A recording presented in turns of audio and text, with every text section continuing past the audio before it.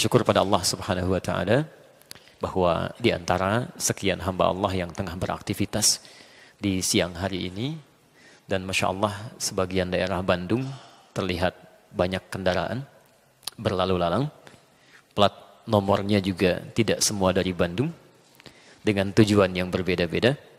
Ada yang ingin berekreasi, bertamasya, hanya sekedar ingin berefleksi, mencari dunia dan sebagainya. Demi Allah saya katakan, di antara semua manusia yang beraktivitas tepat di saat ini, ternyata Anda yang dipilih oleh Allah Subhanahu wa taala, diringankan langkahnya, tidak dalam konteks dihadirkan mendapat dunia, tapi langsung diundang ke tempat terbaik di muka bumi ini, langsung diundang ke rumah Allah Subhanahu wa taala untuk mendekat dan mengambil sebagian dari rahmat Allah Subhanahu wa taala. Perhatikan, orang-orang seperti ini oleh Nabi SAW diberikan porsi khusus, disiapkan satu kalimat dan dimohonkan kepada Allah untuk setidaknya diberikan 5 keutamaan dalam kehidupannya. Pertama, terdapat di hadis riwayat Al-Bukhari nomor hadis 71, diriwayatkan oleh Abu Hurairah radhiyallahu taala anhu. Qal, posisi paling kiri sebelah atas di kitabnya. Lihat kalimatnya. Qala Rasulullah sallallahu alaihi wasallam. Rasulullah sallallahu alaihi wasallam satu kali pernah menyampaikan, "Man yuridillahu bihi khaira." Siapapun, man itu dalam bahasa Arab itu satu huruf yang berfungsi untuk menunjuk kepada subjek atau objek tapi tanpa batas. Ismun mausulun yadullu 'alal 'ammiyah, enggak ada batasnya. Mau laki-laki, perempuan, besar, kecil, tua, muda, siapapun. Siapapun yuridillahu bihi khaira, yang diinginkan oleh Allah berubah menjadi orang baik, memiliki sifat-sifat kebaikan. Teman-teman, orang baik dipandang baik oleh manusia belum tentu dipandang baik oleh manusia yang lainnya. Anda orang Bandung disebut baik oleh teman-teman di Bandung. Orang Bekasi belum tentu menyebut Anda orang baik. Bahkan orang Jakarta belum tentu kenal Anda. Se-Indonesia menyebut Anda yang terbaik. Orang Afrika mimpi aja belum pernah lihat Anda. Belum tentu nyambung gitu kan. Tapi kalau Allah mengatakan Anda orang baik, maka seluruh penduduk langit dan bumi akan mengatakan Anda yang terbaik. Siapa orang baik menurut Allah ini? Lihat kalimatnya. Ketika seseorang diinginkan oleh Allah menjadi orang baik, ternyata tanda pertamanya bukan diberikan dunia, tidak diangkat posisi kedudukan dunianya, bukan diberikan materi melimpah ruah, tapi yufaqihu fiddin. Dia diberikan dorongan oleh Allah, diringankan langkahnya untuk mau belajar tentang tuntunan agamanya. Masya Allah. Jadi ketika sementara orang saat ini dihadirkan banyak kesibukan dengan dunianya, Anda yang terpilih langsung diundang ke rumahnya. Yang kata Nabi SAW, keutamaan masjid itu kalau baru dimasuki saja, beda tempat dengan ruangan biasa itu 25 kebaikan. Jarak masafatul ula wa thaniyah, jarak satu keduanya 500 tahun, dua ketiganya 500 tahun, tiga keempatnya 500 tahun. Anda sekarang tidak diundang di tempat biasa, langsung di rumah Allah, diringankan langkahnya, dilembutkan hatinya, ingin mendekat mempelajari sebagian dari tuntunan agama Allah Subhanahu wa taala. Ini tanda yang pertama bahwa Allah menginginkan kita semua berada di sini, termasuk orang-orang yang diinginkan baik menurut Allah Subhanahu wa taala. Tidak cukup dengan amin. Kita harus lihat tulanannya, gitu kan? Baik. Tanda yang pertama paling enak bilang amin itu ya. Baik. Walaupun kaidah amin di Quran itu didahului dengan iyyaka na'budu wa iyyaka nasta'in. Jadi na'budu dulu baru nasta'in. Ibadah dulu baru kemudian bermohon kepada Allah Subhanahu wa taala. Teman-teman, kalau Allah sudah menghadirkan Anda, mendudukan di sini, Allah menginginkan Anda berubah jadi orang baik, Anda belum tersentuh juga untuk berubah, dengan cara apa lagi Allah mesti memanggil Anda? Ke tempat mana lagi Allah mesti menghadirkan Anda? Dengan cara apa lagi Allah mesti melembutkan hati Anda? Karena itu, perhatikan hadis selanjutnya. Terdapat dalam Sunan Ibnu Majah, di antaranya nomor hadis 233, diriwayatkan oleh seorang bernama Amir bin Uwaimir, punya anak perempuan namanya Darda, maka dikenal dengan Abu Darda. Lihat kalimatnya. Qala Rasulullah sallallahu alaihi wasallam. Satu kali Rasulullah sallallahu alaihi wasallam pernah bersabda. Perhatikan, Anda yang meninggalkan langkah untuk dunianya, Anda hadirkan langkahnya ke rumah Allah ini. Anda tinggalkan urusan dunianya demi mengejar rahmat Allah Subhanahu wa taala. Lihat kalimat hadis Nabi-Nya. Man salaka tariqan yaltamisu fihi ilman sahhalallahu lahu tariqan ilal jannah. Man salaka tariqan, lagi-lagi menggunakan man. Siapapun, laki-laki, perempuan, dewasa, kecil, besar, muda, tua, semuanya. Salaka tariqan, yang menyiapkan langkahnya menempuh perjalanan, yaltamisu fihi ilman, dia berniat tulus ikhlas karena Allah untuk belajar sebagian dari tuntunan agamanya.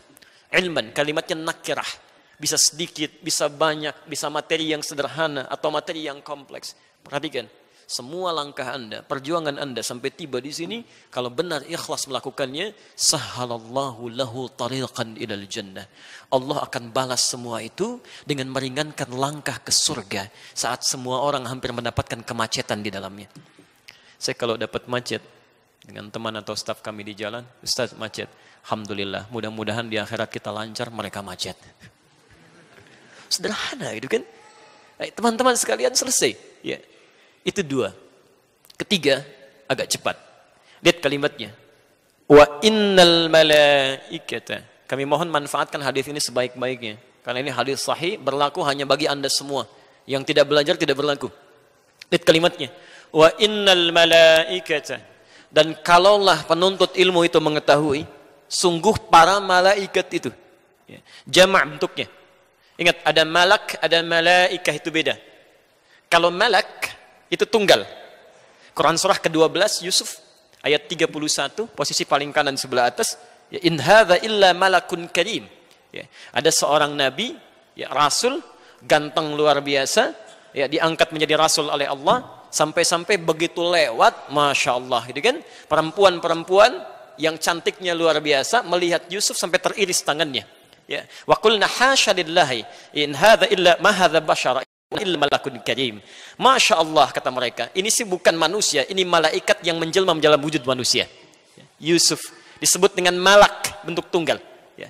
Ganteng-ganteng nabi, rasul. Ya. Orang sekarang ganteng-ganteng serigala, gitu kan? Agak beda. Baik. Tapi yang paling menarik, ini nabi, rasul, ganteng, dan membangun hubungan dekat dengan Allah Subhanahu wa Ta'ala.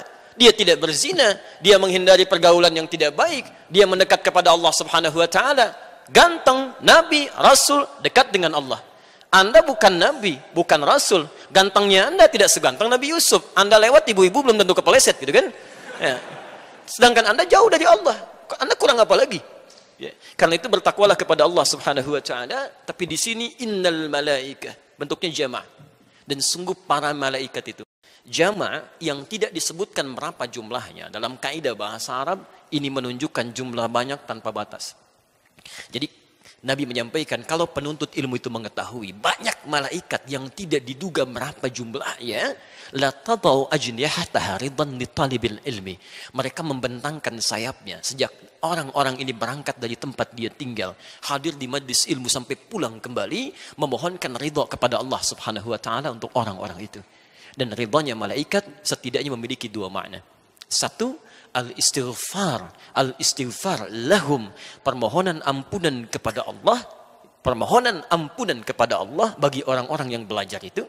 Dan yang kedua, talabur rahmati minallahi subhanahu wa ta'ala, memohonkan rahmat kepada Allah supaya setidaknya doa-doa orang yang belajar itu diaminkan dan dikabulkan oleh Allah subhanahu wa ta'ala.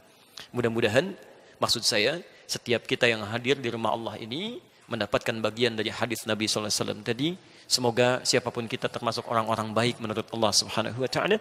Dan semoga siapa yang hadir saat ini sampai kembali nanti, seluruh perjuangannya, waktunya, tenaganya, fikirannya diganti oleh Allah Subhanahu wa Ta'ala dengan kebaikan-kebaikan yang tadi disampaikan. Baik, kita mau bahas apa, Ustaz? Alhamdulillah. Pernikahan, alhamdulillah. Sudah pada menikah yang ada di sini? Baik, Masya Allah. Nabi, Rasul, dekat dengan Allah. Dia orang paling takwa di muka bumi. Masya Allah, salatnya luar biasa. Selain itu juga beliau pemimpin dalam urusan dunianya. Pemimpin di rumah tangganya. Istrinya 9 bersama beliau. Terpisah 2 dengan beliau. 2 lagi kemudian berpisah dalam kehidupan beliau. Masya Allah, hidup nyaman dalam sepekan masih bisa mengaji dengan malaikat Jibril. 168 jam ada waktu untuk belajar. Antum bukan nabi, bukan rasul. Surga belum jelas sampai siang ini. Ya, amalan masih berantakan, hisab masih menegangkan. Bukan pemimpin, bukan panglima, istri satu, masih banyak yang jomblo gitu kan. Nah, belum punya waktu untuk mendekat kepada Allah Subhanahu wa taala. Antum maunya apa sebenarnya ya? Baik, kita mulai saja bahasan kita ya. Nanti kita coba. Saya lebih senang tidak membuat teori, tapi lebih senang menuangkan isi Al-Quran dan Sunnah Rasulullah SAW. Baru dari situ dalam bentuk penjelasan ulama-ulama kita dan keterangan-keterangan yang bisa kita amalkan. Jadi mohon izin kalau nanti kita mengambil dari Quran, kemudian dari hadis, baru kita kembangkan dalam bentuk diskusi kita dalam kesempatan siang hari ini. Karena itu pesan Qurannya. Sejak manusia pertama diturunkan. Siapa manusia pertama? Tahu dari mana? Begitulah pokoknya ya intinya. Kita buat kesepakatan ya, mulai saat ini kalau kita belum tahu tentang sesuatu, paling gampangnya cukup katakan wallahu a'lam. Oke? Malaikat ditanya, mereka menjawab qalu subhanaka la ilma lana illa ma 'allamtana. Ya, Quran surah kedua 32, posisi paling kiri sebelah atas. Sahabat Nabi ditanya, dikatakan Allah wa rasuluhu a'lam. Antum bukan malaikat, bukan sahabat Nabi, semua tahu, Masya Allah ya. Baik, ini kaidahnya sederhana. Baik, siapa manusia pertama di muka bumi ini? Masya Allah, Allahu a'lam. Ini antum siapa sebetulnya? Baik. Manusia pertama oleh Quran disebut dengan Bashar.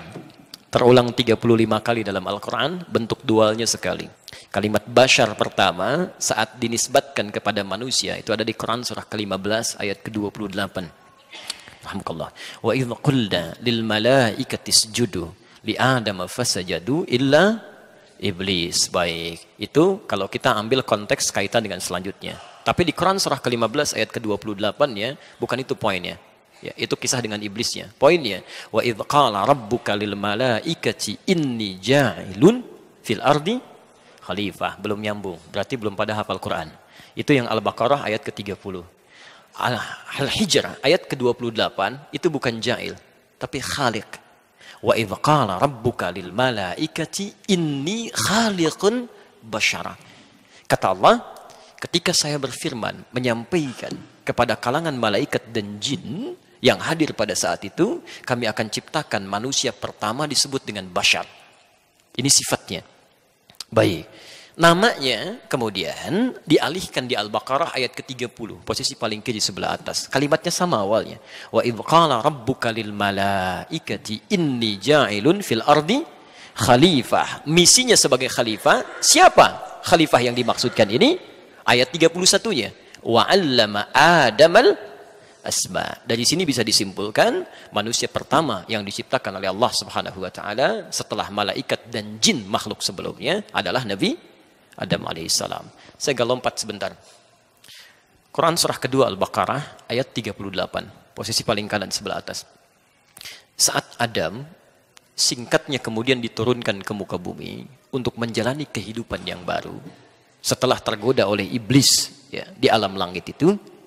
Nah, ini yang perlu Anda garis bawahi. Allah memberikan pesan. Setiap Anda jalani kehidupan di muka bumi, kami akan berikan petunjuk, kata Allah.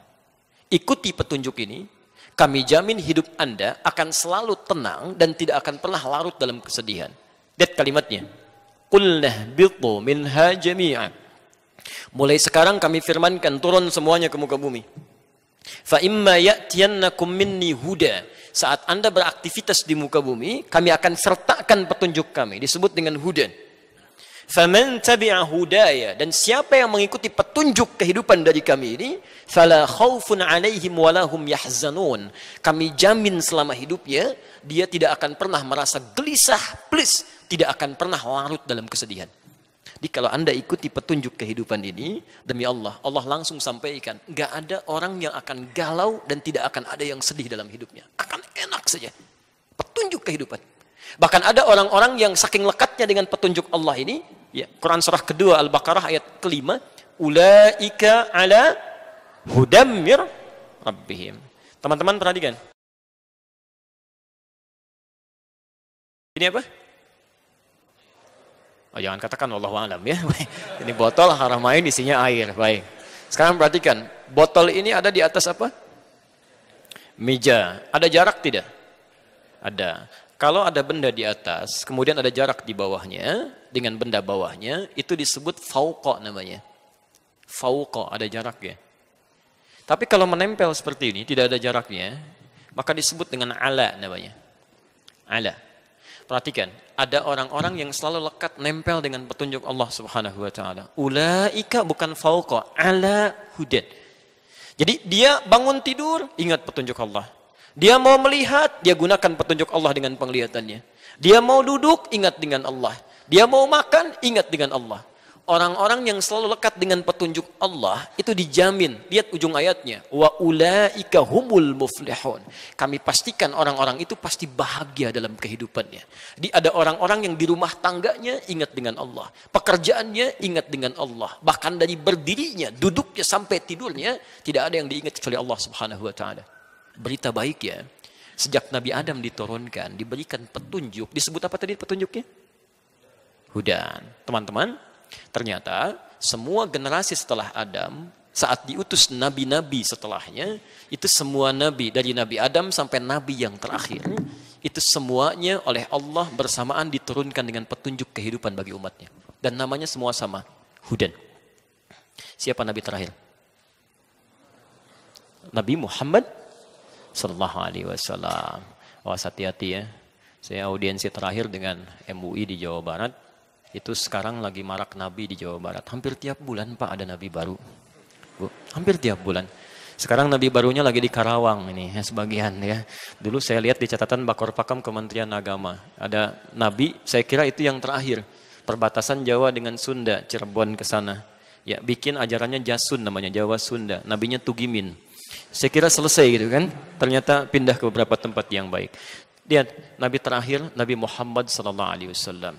Dari mulai Nabi Adam sampai Nabi Muhammad, ternyata semua nabi dan rasul ketika diutus oleh Allah membimbing umatnya, itu semuanya membawa hudan.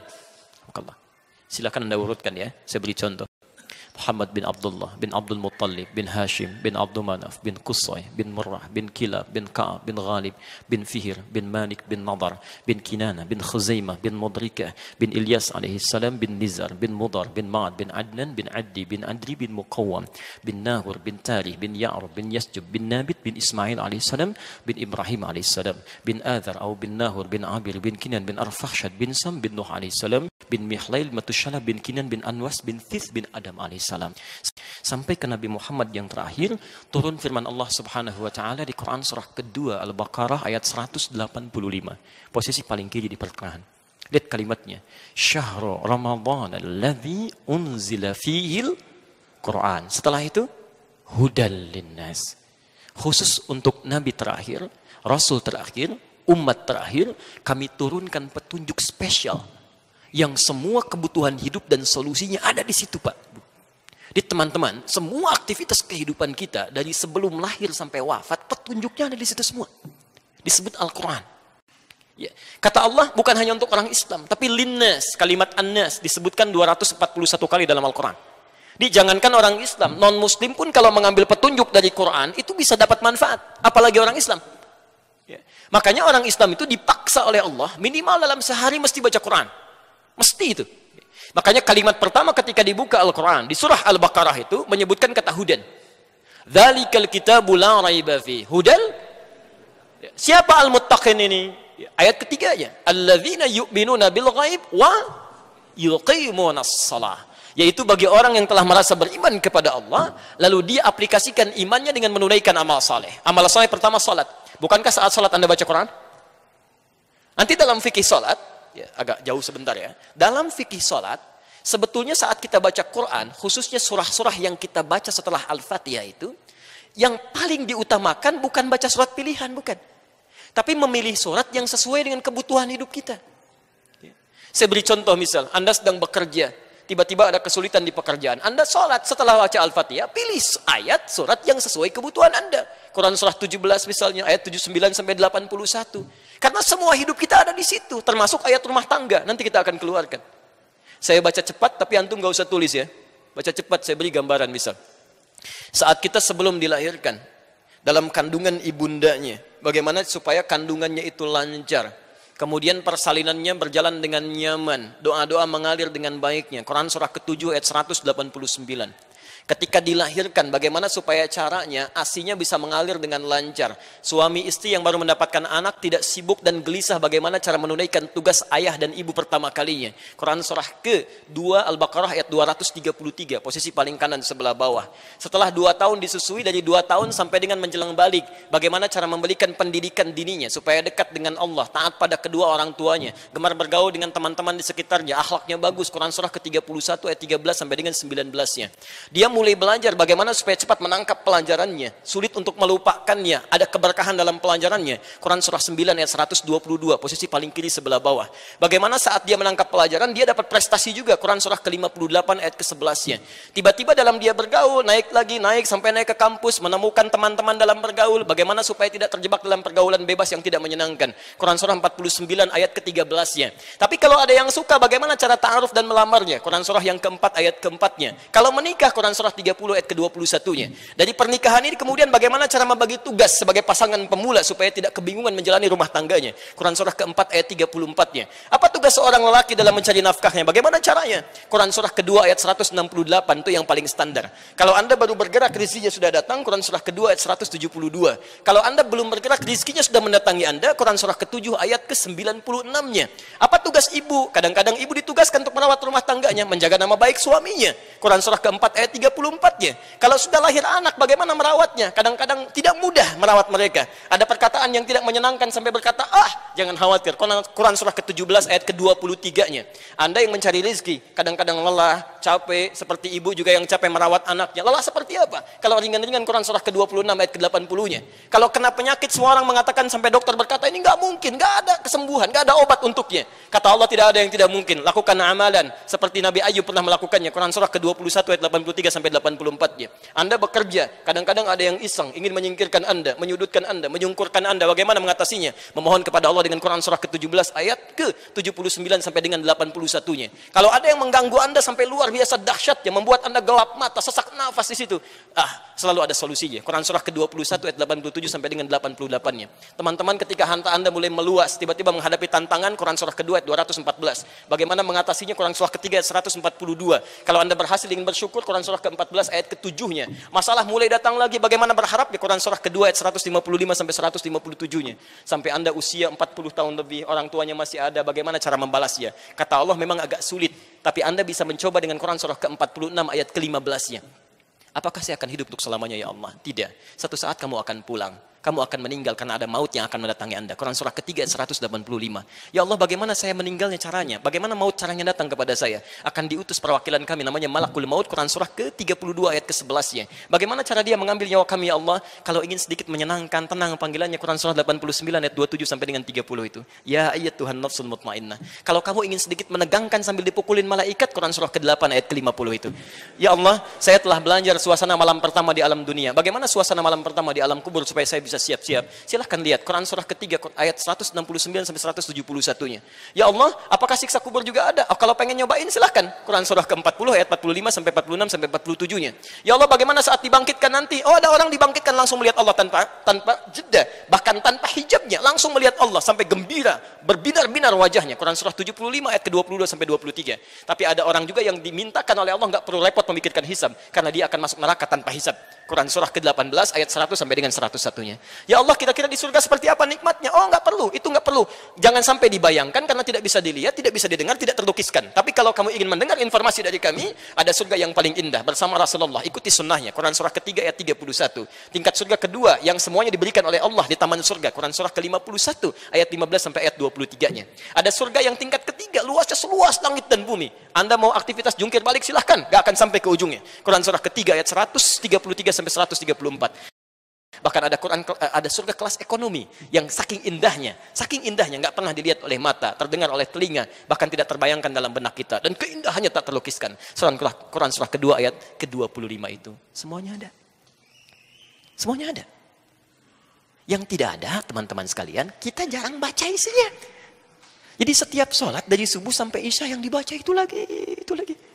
Anas lagi deh. Dan dikabulkan oleh Allah. Pantas mimpinya ketemu jin terus gitu kan? Masya Allah. Minal jinnati wan nas. Jadi dari sini, kalau petunjuk itu kita keluarkan, itu mudah Pak, Bu. Hidup tuh enak gitu. Makanya ayatnya diakhiri oleh Allah, yuridullahu bikumul yusra. Allah menginginkan hidup Anda itu mudah. Wala yuridu bikumul usra. Kami nggak ingin hidup Anda susah. Jadi kalau ada orang yang susah hidup, ya di rumah susah, di kantor susah, yang salah bukan Allah. Yang salah manusia nggak baca petunjuknya. Karena itulah kemudian dalam konteks materi kita insya Allah akan coba keluarkan panduan-panduan dari Al-Quran. Seperti apa petunjuk nabinya, yang dengan itu mudah-mudahan materi ini bisa memudahkan kehidupan setidaknya dari rumah tangga kita sesuai tema yang kita bahas. Kita baru mau mulai ini ya, yang tadi mukaddimah. Baik. Maaf, sampai jam berapa? Setengah 2 lebih 15, baik ya. Jam 3, silahkan aja ya, nanti jam 2 saya pamit ya. Baik, kita mulai petunjuknya yang kami terima. Bagaimana tuntunan Al-Quran dan Sunnah ya, tentang bimbingan pasca pernikahan. Bismillahirrahmanirrahim. Kita mulai dengan Quran surah ke-30 ayat 21. Teman-teman sekalian, bagi seseorang yang sudah menyiapkan diri untuk membangun bahtera kehidupan yang baru dengan jalinan akad pernikahan, maka pesan pertama yang Al-Quran sering tanamkan, bahkan menjadi fitrah bagi calon pasangan untuk mencantumkannya bahkan dalam surat undangan. Seringkali dikutip Quran surah ke-30 ayat 21. Yang paling aneh begini, biasanya orang yang mengundang itu akan lebih tahu isi undangan dibandingkan yang diundang. Ya. Kami dapat undangan dari teman-teman Al-Fityah. Tentunya teman-teman Al-Fityah lebih tahu isi program undangan itu dibandingkan saya yang diundang. Ada keanehan nih.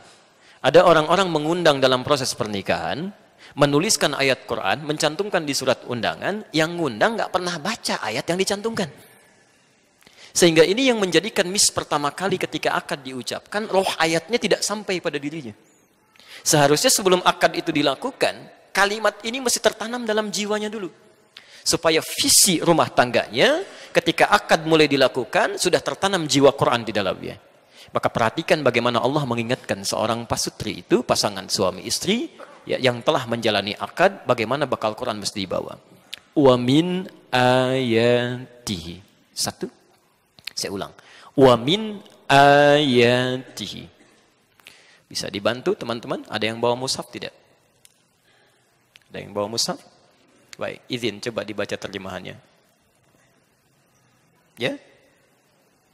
Ayat 21. Wa min ayatihi. Diterjemahkan apa di situ? Dan di antara tanda-tanda kebesarannya. Baik, fokus sekarang ya. Dalam bahasa Arab, tanda itu setidaknya memiliki dua istilah. Paling minimal. Satu, namanya alam. Sering diberikan kata sifat dengan ta' marbutah. Alamah. Diserap ke dalam bahasa Indonesia menjadi alamat. Kalau sudah dimaksudkan dengan kata alamat, itu artinya tanda yang mendekatkan kita pada tujuan. Di mana alamat gedung sate, dengan mengetahui alamatnya, semakin dekat Anda ke tujuan. Jelas sampai sini? Baik. Sekarang, kalimat kedua disebut dengan ayat. Jamaknya ayat. Saya ulang. Kalimat kedua disebut dengan ayah. Ya. Hamzah, wasal, a, ya, kemudian ta' marbutah. Jamaknya disebut dengan ayat. Anda baca di kamus manapun, kalau benar ya, tataran bahasanya, ayat itu tidak pernah disebutkan dalam bahasa Arab kecuali tanda yang mendekatkan seorang hamba dengan Allah Subhanahu wa taala. Saya ulang, tidak disebutkan kata ayat dalam bahasa Arab kecuali satu tanda yang mendekatkan makhluk kepada Khalik. Jadi kalau disebutkan ayat, berarti dengan tanda itu kita menjadi lebih dekat dengan Allah Subhanahu wa taala. Karena itu isi Quran disebut dengan ayat. Al-Baqarah berapa ayat? Ali Imran berapa ayat? An-Nisa berapa ayat? Kenapa isi Quran disebut dengan ayat? Karena setiap Anda baca Quran, keadaan Anda menjadi lebih dekat dengan Allah Subhanahu wa taala. Jadi salah kalau ada orang Islam baca Quran, kemudian dirinya tidak lebih dekat dengan Allah, ada yang keliru dalam bacaannya. Ya karena Allah sendiri sudah mengatakan di Quran surah ke-8 itu kan, dimulai dari ayat yang keduanya sampai ketiganya. Innamal mu'minuna alladzina idza dzukirallahu wajilat qulubuhum Wa idza tuliyat 'alaihim ayati zadatuhum imana. Ya, orang beriman itu kalau disebutkan nama Allah saja ada getaran di jiwanya. Apalagi kalau dibacakan ayat-ayatnya, bertambah keimanannya. Jadi kalau ada di antara kita baca Quran, kemudian tidak menjadikan hubungan dirinya dengan Allah menjadi lebih dekat, ada yang keliru dengan cara bacanya.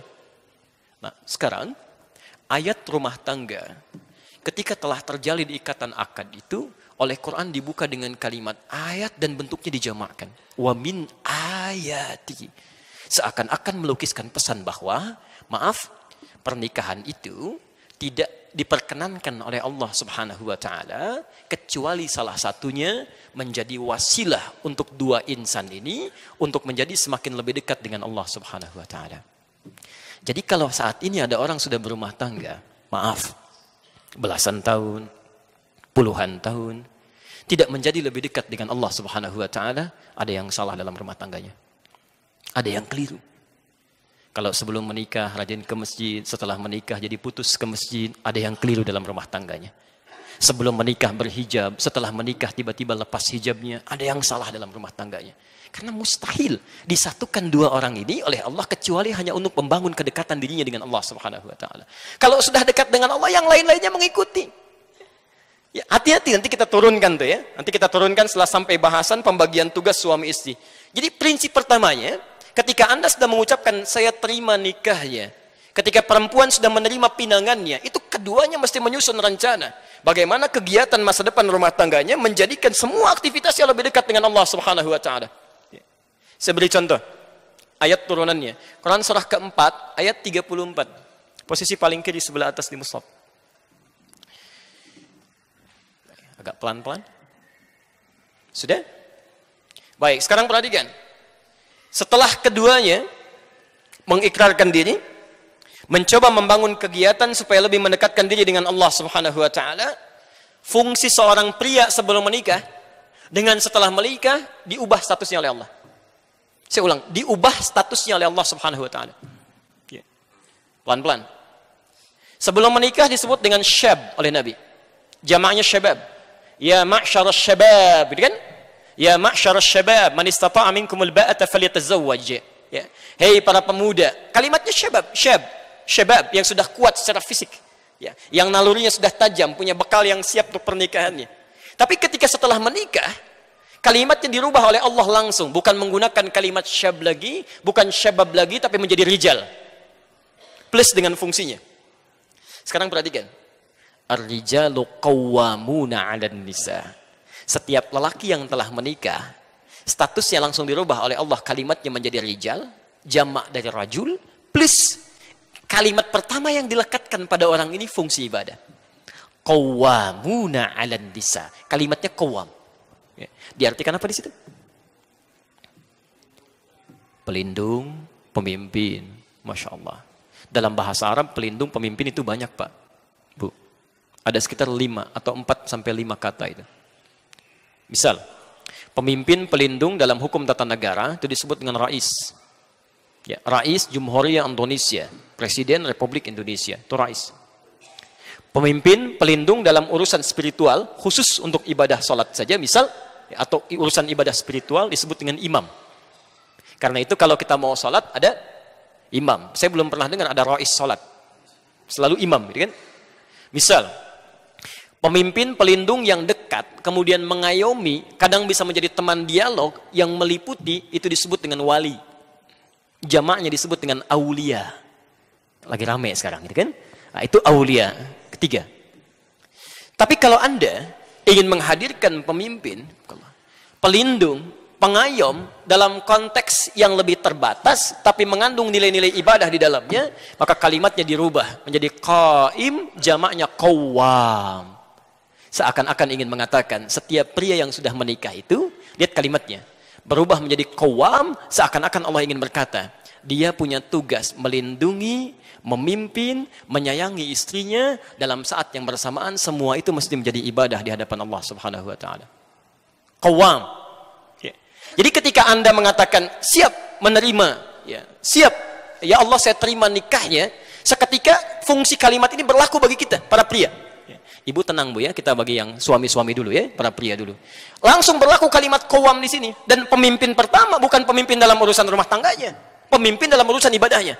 Status antum yang tadinya biasa jadi makmum, seketika berubah jadi imam. Silahkan cek. Antum biasanya ke masjid jadi makmum misal. Sekarang, saking inginnya Allah meningkatkan statusnya dari sholat biasa menjadi tingkat lebih tinggi, Masya Allah. Tidak ada urusan lagi sekarang dan tidak ada alasan untuk meninggalkan sholat berjamaah. Anda tidak bisa bermakmum berjamaah ke masjid, pulang ke rumah biasa sendirian, sekarang dihadirkan makmum selama hidupnya. Banyak mana pahalanya sholat sendirian atau berjamaah? Bukankah dengan berumah tangga, status pahalanya ditingkatkan menjadi lebih banyak di hadapan Allah Subhanahu wa Ta'ala? Status antum yang laki-laki jadi imam atau makmum? Keterlaluan kalau jadi makmum juga. Imamnya perempuan. Tidak, pasti imam. Pasti imam. Ya. Makanya lihat, orang-orang yang telah menikah, hubungan dengan Allahnya pasti menjadi lebih meningkat. Nggak akan turun. Ya. Jadi mustahil ada seorang pria, lisannya ringan mengucapkan saya terima nikahnya, tapi begitu misalnya, maaf, setelah kalimat itu diucapkan, dia tidak siap menjadi imam dalam urusan spiritualnya. Makanya hal yang disiapkan pertama kali, bagi seorang yang ingin berakad, itu punya kesiapan membimbing urusan spiritualnya. Di antaranya paling mudah jadi imam sholat. Turunan kata qawam itu qaim. Turunannya lagi dari kata aqama, yuqimu. Semua kalimat sholat di Quran umumnya dalam bentuk ibadah diawali dengan kata iqamah. Kalimat sholat pertama Al-Baqarah ayat 3. Alladzina yuqimun, alladzina yu'minuna bil ghaib wa yuqimunas shalah. Al-Baqarah 43, wa aqimus shalah. Al-Ankabut ayat 45, wa aqimis shalah. Selalu aqim, iqamah. Dan imam rumah tangga dimulai dengan kata qawam, turunan dari situ. Di seharusnya kalau sudah berumah tangga, Anda bisa menjadi imam, sholatnya lebih baik lagi. Disalah kalau kemudian ada orang berumah tangga, untuk urusan sholat saja dia nggak bisa pimpin. Bagaimana bisa memimpin masalah yang lebih besar lagi? Ini pernah nyata ya.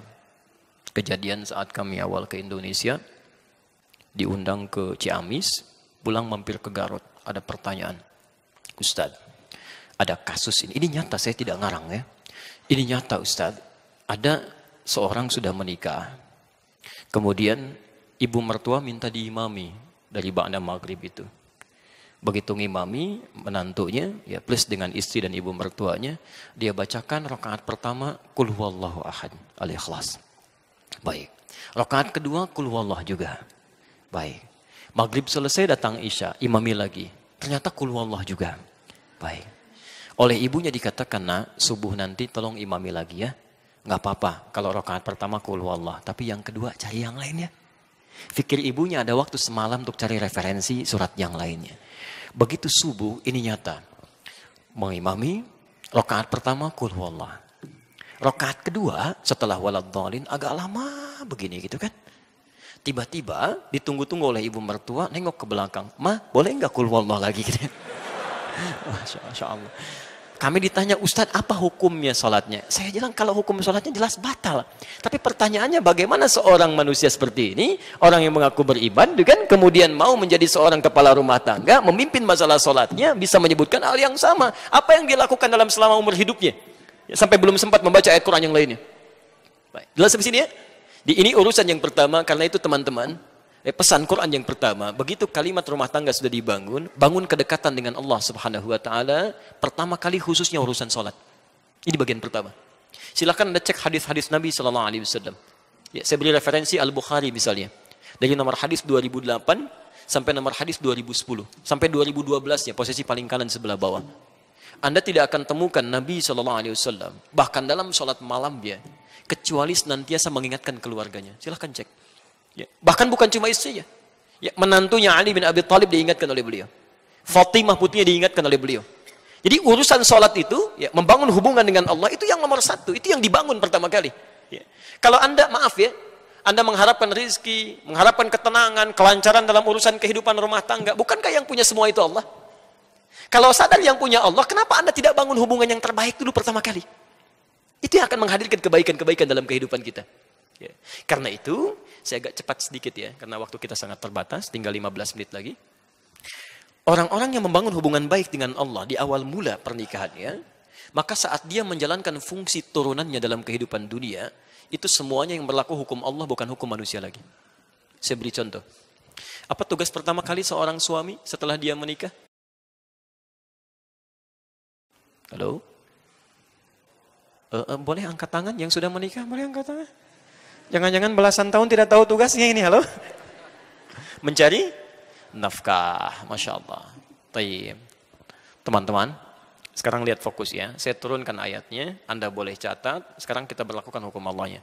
Quran surah keempat, ayat 34. Quran surah kedua, ayat 168. Quran surah kedua, ayat 172. Quran surah ke-7, ayat 96. Quran surah ke-51, ayat 22. Ayat 22. Terakhir, Quran surah kedua, ayat 29. Ayat 29. Baik. Sekarang perhatikan. Pelan-pelan. Tugas seorang suami, selain bisa menjadi pimpinan spiritual dalam rumah tangganya, oleh Allah diberikan tugas langsung, perangkat langsung untuk bisa mencari nafkah. Karena itu kalimatnya langsung di Quran disandingkan dengan tugas pertama. Lihat kalimatnya. Ya. Ar-rijalu qawwamuna 'alan nisa bima faddalallahu ba'dahum 'ala ba'din wa bima anfaqu min amwalihim. Dan kami berikan tugas para pria, dipersiapkan keadaan dirinya untuk bisa mudah mencari nafkah. Jadi maaf Bu ya, para pria itu memang keadaan dirinya sudah didesain oleh Allah untuk mudah mencari nafkah. Di tugas mencari nafkah kata Allah, sini bagi tugas. Untuk mencari nafkah itu urusan laki-laki.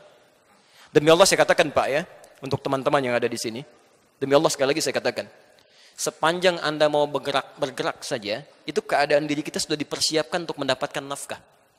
Anda mau bergerak saja, Allah dekatkan. Saya ulang, Anda mau bergerak saja, Allah dekatkan. Dan hebatnya, seorang suami itu kalau mau bergerak, Allah turunkan rizki seluruh yang ada di keluarganya, bukan 1-2 orang. Jadi kalau di rumahnya misalnya ada suami, ada istrinya, ada 3 orang anak, begitu ini keluar berniat mencari nafkah, yang Allah turunkan langsung rizki 5 orang yang ada di rumahnya. Bukan orang per orang. Jadi kalau tugas ini ditukar misalnya, dibebankan kepada istrinya, diminta mencari nafkah, pertama tidak akan Allah turunkan rezeki ini kecuali untuk orang yang bersangkutan saja. Sehingga seringkali perempuan yang ditugaskan mencari nafkah akan menghadirkan banyak persoalan ketika kembali pada keluarganya. Nanti bedakan antara bekerja karir dengan mencari nafkah itu berbeda. Ya. Saya teruskan dulu, pelan-pelan. Nah sekarang, Al-Quran ternyata membedakan antara orang yang membangun kedekatan dengan Allah dulu saat dia mulai berumah tangga, dengan orang-orang yang tidak pernah membangun kedekatan dengan Allah saat berumah tangga, dalam fungsi turunannya ketika mulai mencari nafkah, keduanya dibedakan oleh Allah. Perhatikan, ya, pelan-pelan. Nafkah itu bentuknya apa? Halo? Ya, Masya Allah. Ini yang cari nafkah cari apa sebetulnya? Rizki ya? Baik, cari rizki. Rizki ada di mana? Allahu a'lam. Saya agak bingung ini sebenarnya. Baik, kita jawab pakai Quran ya. Kita jawab pakai Quran. Baik. Quran surah ke-51 ayat ke-22. Wa fis samaa'i rizqukum wa ma tu'adun. Di langit rezeki kalian kata Allah telah ditetapkan dan dijanjikan pasti diberikan. Saya ulang, tolong pahami teori ini ya supaya tidak bingung nanti mencari rezeki. Ya. Anda walaupun namanya rezeki nggak tahu teori ini tetap susah juga. Ya. Lihat kalimatnya. Kata Allah, wafis samai, dan di langit itu rizqukum, setiap Anda telah ditetapkan rizkinya. Wa ma tu'adun, dan dijanjikan pasti diberikan. Jadi demi Allah saya katakan, tidak ada manusia yang hidup tidak diberikan rizki oleh Allah. Pasti ada rizkinya. Saya ulang, pasti ada rizkinya. Ya. Turunkan. Bagaimana cara kita mendapatkan apa yang dijanjikan itu? Sekarang rizkinya ada di mana? Di langit. Kita hidup di mana? Di bumi. Ya Allah, rizkinya di langit, sedangkan kami di bumi. Bagaimana cara mendapatkannya? Diturunkan kemudian Quran surah kedua Al-Baqarah ayat ke-29. Posisi paling kanan sebelah bawah. Lihat kalimatnya. Huwallazi khalaqa lakum ma fil ardi jami'an. Ya. Rizkinya di langit, kita tinggalnya di bumi. Kata Allah, kami ciptakan, kami jadikan semua yang ada di bumi ini, kami turunkan dari langit ke bumi. Ya, semua yang ada di bumi ini kalian bisa manfaatkan. Masya Allah, Anda ingin cari makanan, ambil dari bumi silakan. Ingin bikin sesuatu, ambil emasnya, ambil tambangnya, olah, manfaatkan dalam kehidupan kita. Rizkinya ada di langit, diturunkan ke bumi, bisa kemudian kita nikmati. Baik. Sekarang perhatikan, saya ulang lagi. Rizki di mana? Di langit. Kita tinggal di mana sekarang? Berada di mana? Bukan, kita di Bandung, di Masjid Gedung Sate. Baik. Lihat. Ini langit kan luas. Bumi kan luas. Kita adanya di sini. Mungkin barangkali Anda orang Bandung, tapi rizki Anda diturunkan oleh Allah di Jakarta. Gak mungkin cuma Anda tunggu-tunggu di Bandung. Pasti diberikan. Tapi gak pernah Anda jemput. Mustahil bisa Anda dapat. Saya 2006 ada di Kairo di Mesir. 26 Juni kami berangkat. Di Kairo itu pernah ada 2 mahasiswa mendebatkan tentang ayat ini. Yang satu mengatakan, semua rezeki kita pasti diberikan. Allah sudah janji. Yang satu mengatakan tidak. Mesti ada ikhtiar untuk mendapatkannya. Memang dijanjikan, tapi kita harus ambil. Kata yang satu, hukum yang begitu. Pasti diberikan. Maka yang pertama ingin membuktikan, saya buktikan. Saya akan masuk ke mihrab di dalam masjid. Di situ disebutnya zawiyah, tempat pojokan untuk meningkatkan ibadah. Dia masuk ke dalam salah satu meja, seperti ini, kolong meja. Bersembunyi di situ, Babu. Di masjid itu kadar Allah suka ada muhsinin, donatur memberikan makanan untuk yang itikaf.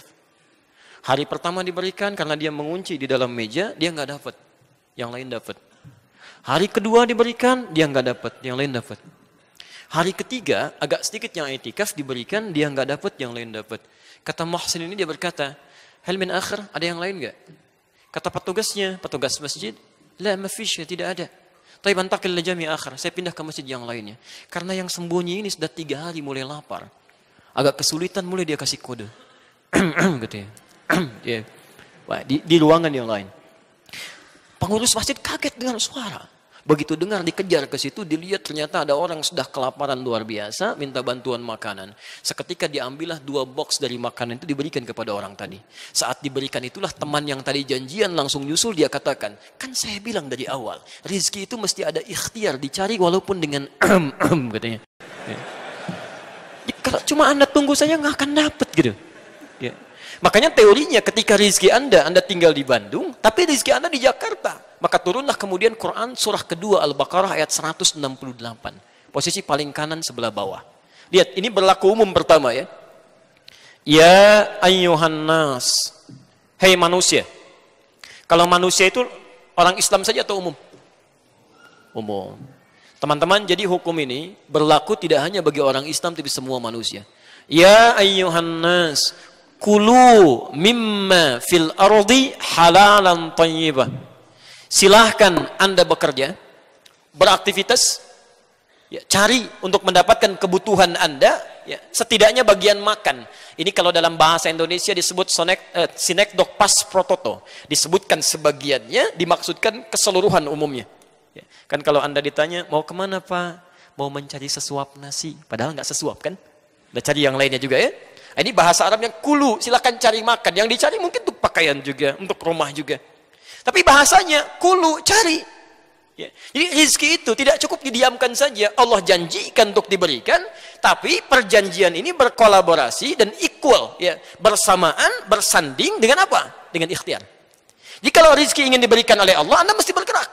Bergerak aja, rezeki diberikan. Tahu cicak? Jangan katakan wallahu a'lam, cicak. Masya Allah. Cicak, tahu cicak? Baik. Bagaimana aktivitasnya? Merayap. Di mana? Dinding. Apa makanannya? Nyamuk bagaimana aktivitasnya? Masya Allah. Pertanyaan pertama, di mana sisi keadilan Allah? Memberikan makan bagi hewan yang tidak bisa terbang, makanannya bisa terbang. Kalau nyamuknya jenius jadi permainan bagi cicak, itu cicak. Coba silahkan cek itu. Tapi perhatikan bagaimana Allah mengatur sistem kehidupan di sini. Asal cicak mau bergerak saja, rezekinya didatangkan. Orang tua kita cuma membuat lirik yang sangat indah, memberikan pelajaran besar di sana. Lihat kalimatnya, cicak-cicak diam-diam. Masya Allah, yang Allah minta pada cicak cuma merayap sekalipun diam-diam. Yang penting kamu merayap, mau cepat mau diam-diam, yang penting kamu merayap. Ketika hewan ini mau merayap sekalipun diam-diam, selanjutnya apa? Datang seekor nyamuk. Bukan cicak yang mendatangi nyamuk, nyamuknya yang mendatangi cicak. Siapa yang mendatangkan nyamuk pada cicak? Allah. Kalau cicaknya tidak merayap, mustahil nyamuknya datang. Cuman diam-diam. Selanjutnya apa? silahkan tuh. Masya Allah. Ya. Jadi yang dituntut oleh Allah itu sederhana. Anda bergerak, Anda dapat. Cicak saja, hewan yang tidak dihisab.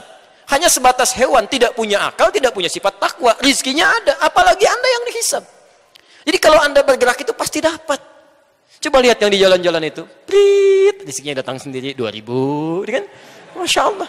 Masa Anda di tempat yang enak, pekerjaan nyaman, masih mengeluh juga dengan rizki, Anda maunya apa? Nah, tapi teman-teman, perhatikan. Ini hukum umum. Ya Allah, kami kan sholat. Nah, ini baru berlaku di sini. Kami sholat, kami puasa, kami berdoa. Apakah iman kami tidak bisa membedakan dengan yang belum beriman dari kadar rizki? Kata Allah, mesti ada bedanya. Orang-orang yang membangun rumah tangganya dengan keimanan kepada Allah Subhanahu wa taala, hukum turunannya, pencarian rizki oleh suaminya pun dipindahkan kaidahnya. Dari yang di bawah dinaikkan ke atas. Pindah ke Al-Baqarah ayat 172. Posisi paling kiri sebelah atas. Lihat kalimatnya. Ya ayyuhalladzina amanu kulu min tayyibati ma razaqnakum. Masya Allah. Ada ayatnya? Ya ayyuhalladzina amanu. Hei orang-orang yang telah menyatakan iman dalam dirinya. Kulu min tayyibati ma razaqnakum. Teman-teman sekarang perhatikan, bandingkan dengan ayat sebelumnya. Yang tadi, kulu mimma fil ardi halalan tayyiban. Dia masih berusaha dulu mencari dengan halal, mendapatkan yang terbaik. Ya. Izin, semua manusia punya ketentuan di sini kata Allah, mesti mencari dengan cara yang legal, halal. Jadi masalah halal ini tidak ada hubungannya dengan iman juga. Tidak hanya iman maksudnya. Ya, semua yang tidak beriman pun mesti mendapatkan dengan cara yang legal. Halal di sini maksudnya legal, sesuai hukum yang berlaku dalam konteks yang umum. Jadi kalaupun ada orang mencuri misalnya, polisi nggak akan bertanya, kamu orang beriman atau tidak? Ditangkap juga, semua sama. Gitu ya. Nah, tapi kalau Anda sudah mendapatkan bagiannya, dapatkan yang terbaik dari situ untuk dikonsumsi. Ya. Thayyib itu dalam bahasa Arab, itu yang menyehatkan secara fisik. Ya, bukan yang semau Anda inginkan Anda makan, bukan. Jadi kalau Anda bertanya kaifa haluk pada orang Arab, dijawab alhamdulillah ana thayyib, maksudnya badannya sehat. Jadi kalau Anda ingin membeli makanan tertentu, berapapun nilainya, pastikan bukan cuma nafsu kata Quran, tapi membuat diri Anda sehat. Ya. Walaupun kesehatan fisik itu tidak harus selalu berkolaborasi dengan sehatnya pikiran dan sifat-sifat yang baik. Karena itu dibedakan. Ya. Kan ada orang namanya thayyib, 2 kali puasa, 2 kali lebaran nggak pulang-pulang. Gitu ya. Itu cuma orang Indonesia. Nah, ketika seseorang membangun hukumnya dengan Allah, yang berlaku bukan yang tadi. Lihat kalimatnya. Kulu min tayyibati. Teman-teman, kalimat halalnya pertama dibuang di sini. Silakan Anda cek. Ketika Allah menyentuh orang beriman untuk mencari rezeki, kalimat halalnya dibuang. Kulu min tayyibati, halalnya dibuang. Kenapa kalimat halal di sini dibuang? Karena orang-orang, kata para ulama, orang-orang yang sudah tersambung imannya kepada Allah Subhanahu wa taala, iman itu akan selalu membimbing dia untuk mengarahkan pada yang halal. Jadi mustahil ada orang beriman, dia bisa mencari sesuatu yang keluar dari aturan Allah, mencari yang haram. Itu aturan pertama. Jadi kalau ada di antara umat manusia mengaku beriman, kemudian menikah, berumah tangga, masih terfikir mencari yang haram, artinya ada yang salah dalam imannya. Hubungannya nggak bagus dengan Allah. Kalau dia tidak pernah memikirkan yang haram, menyingkirkan yang dilarang oleh Allah Subhanahu wa taala, maka Masya Allah. Lihat kalimatnya. Kata Allah, ma razaqnakum. Kami yang siapkan rezeki untuknya, bukan dia yang capek mencarinya. Di Anda kalau membangun hubungan rumah tangga dengan visi iman kepada Allah Subhanahu wa taala, kata Allah, Anda tidak perlu lelah mencarinya. Gerakan sedikit, rezeki datang pada Anda. Itu poinnya. Makanya Allah menjanjikan pada orang yang punya kecukupan yang sederhana saat menikah. Kata Allah, kalau ingin kaya, kami jadikan kaya dia. Bahasanya bukan cukup, kami jadikan kaya. Ya. Quran surah ke-24 ayat 32. Silahkan cek. Ya. In takunu fuqara yughnikumullah. Jika Anda memang fakir saat pernikahan itu, kalau pengen kaya kami buat kaya. Ya. Jadi kalau Anda mencari dengan iman, Masya Allah, kekayaan itu memang relatif. Ya, memang relatif, tapi poinnya Anda mendapatkan kenikmatan yang dijanjikan oleh Allah Subhanahu wa taala. Ya. Jelas di sini? Ya. Dan yang paling menarik, lihat kalimatnya. Thayyib itu, ya, selain menunjuk kepada sehat, itu juga menunjuk kepada sesuatu yang banyak manfaatnya. Berkah. Ya, berkah. Ya, saya berikan sedikit sentuhan bahasa. Ketika seseorang mencari tanpa iman, hati-hati, ini penting sekali ya. Saking pentingnya mic bisa mati. Bismillah. Teman-teman, lihat kalimatnya. Kalau ada seseorang mencari tanpa iman, kemudian dia mendapatkan bagian dari hartanya, tetap yang dia dapatkan itu kalimatnya berbentuk tunggal. Tayyib, halalan, tayyibah. Ya. Tayyib itu tunggal atau jama'? Tunggal. Jama'nya tayyibat. Kalau tunggal itu satu atau banyak? Satu. Perhatikan. Orang-orang yang selalu mencari rizki tanpa iman, sekalipun dia muslim, tapi kurang membangun hubungan kedekatan dengan Allah, maka setiap yang dia dapatkan, sekalipun banyak, tetap akan selalu kelihatan sedikit. Nggak percaya silahkan. Anda kalau tidak pernah membangun hubungan dengan Allah, Anda kerja, berangkat gelap, pulang gelap lagi, harta dikumpulkan. Demi Allah, kalimat Qur'annya, isyaratnya, kami akan jadikan yang kelihatan banyak oleh dia itu, nampak selalu terasa sedikit. Dia kerja lagi, kerja lagi, kerja lagi. Tapi tidak pernah merasakan dan menikmati apa yang didapatkan. Nggak ada kenikmatan. Ya. Jadi kayaknya berangkat lagi, tapi tidak ternikmati. Kelihatannya banyak, cuma sedikit. Ya, Masya Allah. Tapi ketika Anda membangun hubungan yang baik dengan Allah Subhanahu Wa Taala, kelihatan oleh manusia yang lain seperti sedikit, tapi Masya Allah, karena keberkahan dituangkan di situ, kalimatnya jama, min tayyibat. Sedikit ini kami turunkan berkahnya, sehingga terasa nyaman, nikmat, tenang aja gitu. Kalimatnya jama. Memang cuma dapat 500.000 per bulan, tapi setiap akan cari makan, tiba-tiba temannya datang, biar saya yang belikannya. Masya Allah. Mau beli buah dari kampung ada kiriman, nih Pak buahnya, sudah jadi, gitu kan? Sudah panen. Saya punya teman dulu dari Bukit Tinggi, berangkat dengan kami ke Tripoli, Libya. Bekalnya cuma $50. Selama 5 tahun di Libya, kembali lagi, uang itu utuh, Pak. Bu. Utuh, dibawa pulang $50. Tidak habis. 50 US. Dan niatnya luar biasa gitu. Ketika berangkat ingin memuliakan keluarganya, ingin membahagiakan ibunya. Orang lain bekerja musim panas, beliau kemudian bekerja juga tapi uangnya dikirim untuk haji ibundanya. Allah balas itu. Begitu pulang, ibunya berhaji, dimuliakan oleh Allah, menikah dengan baik, dan uang 50 US itu utuh. $50. Jadi ada orang-orang yang mendapatkan seakan-akan banyak tapi hidupnya nestapa, capek gitu. Tapi ada orang-orang yang kelihatan seperti sedikit tapi cukup, enak. Kan yang paling enak itu hidup yang pas kan? Pas butuh ada gitu ya. Pas perlu datang gitu. Itu kan yang nyaman gitu. Ya. Dan banyak itu kan bukan yang kelihatan. Kalau yang kelihatan itu belum banyak, masih kelihatan, masih kehitung. Banyak itu yang nggak kehitung. Jadi ada orang-orang yang hidupnya oleh Allah dibuat nggak mikir, saking banyaknya. Kamu nggak usah mikir deh, biar nggak capek ngitung. Yang seperti itu capek nanti tuh. Ya, disimpan, begitu mau tidur lihat berangkas lagi. Berkurang sedikit, balik lagi, hitung lagi gitu kan. Ini enggak. Yang megang Allah. Jadi begitu dia butuh, kirimkan. Hidupnya enak, gak banyak pikiran. Coba pilih mana? 5 miliar dalam sebulan tidak berkah. Atau 500.000 berkah. Dan tidak ada pilihan ketiga. Dan tidak boleh maksa.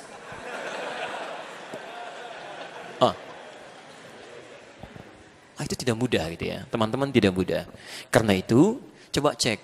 Kalau selama ini Anda berumah tangga, maaf, ya, ada rezeki yang selalu ingin dicari, tapi tidak pernah ada manfaat dari apa yang Anda peroleh itu, berarti ada ketidakberkahan di situ. Ya, mohon izin, ini semua kan harta kita akan ditanya ya. Gak usah diapalin, pertanyaannya pasti akan standar. Dari mana Anda dapatkan, kemana dikeluarkan? Pertanyaan pertama saya, baju Anda aja ini, ada berapa sampai hari ini? Baju yang kita kenakan. Pernah dicek nggak? Berapa banyak yang pernah baju Anda kenakan yang Allah titipkan kepada Anda, berapa yang digunakan dalam hal manfaat untuk Allah Subhanahu Wa Taala? Berapa yang pernah digunakan untuk ibadah? Semua akan ditanya gitu kan. Kita mengatakan kurang-kurang, padahal yang di lemari cukup banyak. Dan semua akan ditanya. Kami sering katakan pada teman-teman, kalau ingin mudah hisabnya, pertama kali mengenakan sesuatu yang baru, gunakan untuk kepentingan Allah dulu. Pakai sholat. Di jawaban hisabnya enak. Dari mana fulan kamu dapatkan pakaian itu? Allah Maha Tahu, Engkau yang Maha Tahu. Sebelum hamba gunakan, sebelum hamba jawab, Engkau Maha Tahu dari mana hamba dapatkan. Dari harta yang paling halal ya Allah. Kemana Engkau gunakan pertama kali? Untuk sholat menyembahmu ya Rabbal Alamin. Dan Engkau tahu, Maha Tahu tentang waktu dan tempatnya.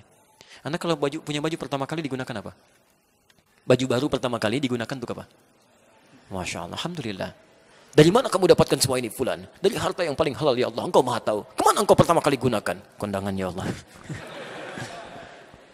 Cobalah gitu kan. Mulai dengan baik pelan-pelan. Nah, kalau keberkahan itu belum didapatkan, berarti hubungan kita belum ditata dengan baik dengan Allah Subhanahu Wa Taala. Jadi visi yang pertama, ya coba cek dulu setelah berumah tangga, coba lihat bagaimana kita membangun kedekatan dengan Allah Subhanahu Wa Taala. Yang terakhir bagian nomor 1, Mas. Ya, karena baru 1 ini yang kita bahas. Ada orang yang hebat. Yang hebat ini belum nyari, kebutuhannya sudah Allah hadirkan. Yang pertama nyari dulu, baru dapat. Yang kedua bergerak sedikit, baru dihadirkan. Yang ketiga belum bergerak, baru punya keinginan, langsung Allah hadirkan. Ya. Yang pertama disebut nas. Yang kedua disebut amanu. Yang ketiga langsung di Quran surah ke-7 ayat 96. Tadi rizki ada di mana? Langit. Kita tinggal di mana? Di bumi. Sekarang perhatikan. Ada orang yang oleh Allah langsung dibuka pintu rizkinya di langit dan di bumi. Kalau pintu langit dan bumi dibuka semuanya, ini dibuka langitnya, buminya dibuka. Dia tanpa bergerak pun, kalau cuma ingin dia dapatkan itu. Siapa orang ini? Walau anna ahlal qura amanu wattaqau lafatahna alaihim barakatim minas sama'i wal ardh. Kalaulah satu penduduk negeri, Anda sebandung semuanya dengan izin Allah, beriman kepada Allah, please tingkatkan takwa. Takwa disebutkan 115 kali dalam Al-Quran. Turunannya, salah satunya bentuknya ibadah. Puasa disebut dengan takwa. La'allakum tattaqun. Al-Baqarah 183. Haji bekalnya takwa. Al-Baqarah 197. Wa tazawwadu fa inna khairaz zadit taqwa. Salat bagian dari takwa. Baca Quran bagian dari takwa. Tahajud bagian dari takwa. Infak bagian dari takwa. Kalau Anda bangun rumah tangga dengan peningkatan takwa kepada Allah, demi Allah saya katakan, kata Allah, la fatahna alaihim barakatim minas sama'i wal ardh. Kami akan buka semua pintu-pintu keberkahan di langit dan di bumi, dan tidak ada perjalanan kehidupan rumah tangga itu kecuali nikmat aja. Di mana ada kegelisahan juga enak, Pak. Ya, nanti saat masuk ke fase-fase persoalan rumah tangga, itu keindahannya yang besar jadi kecil, yang kecil tidak akan membesar. Ya, saya tutup dulu sebentar, mohon izin lewat sedikit ya. Bapak Ibu sekalian, siapa perempuan pertama yang dinikahi oleh Rasulullah SAW? Sayyidah Khadijah. Ya. Perhatikan bagaimana Rasulullah membangun hubungan keakraban dengan Sayyidah Khadijah saat menikah. Yang dibangun konsep tadi, kedekatan dengan Allah Subhanahu Wa Taala. Ya. Saya tidak ingin bicara masalah materi karena memang Sayyidah Khadijah itu paling kaya di zamannya, perempuan terkaya pada saat itu. Ya. Tapi yang paling penting, perhatikan, ketika masuk kepada aspek ujian masalah rumah tangga. Ini semua orang bisa mengalami peristiwa serupa. Lihat kalimatnya. Al-Bukhari, nomor hadis yang keempat. Bukan Bukhari ya, harus pakai al. Ya, jadi bukan Bukhari, karena nama aslinya bukan Bukhari, bukan Al-Bukhari. Nama aslinya Muhammad, punya bapak namanya Ismail, punya kakek namanya Ibrahim, punya kakek buyut namanya Al-Mughirah, eyang buyutnya Al-Bardisbah. Tinggal di Kecamatan Ju'fah, Kabupaten Bukhara, Provinsi Khorasan, negara Uzbekistan sekarang.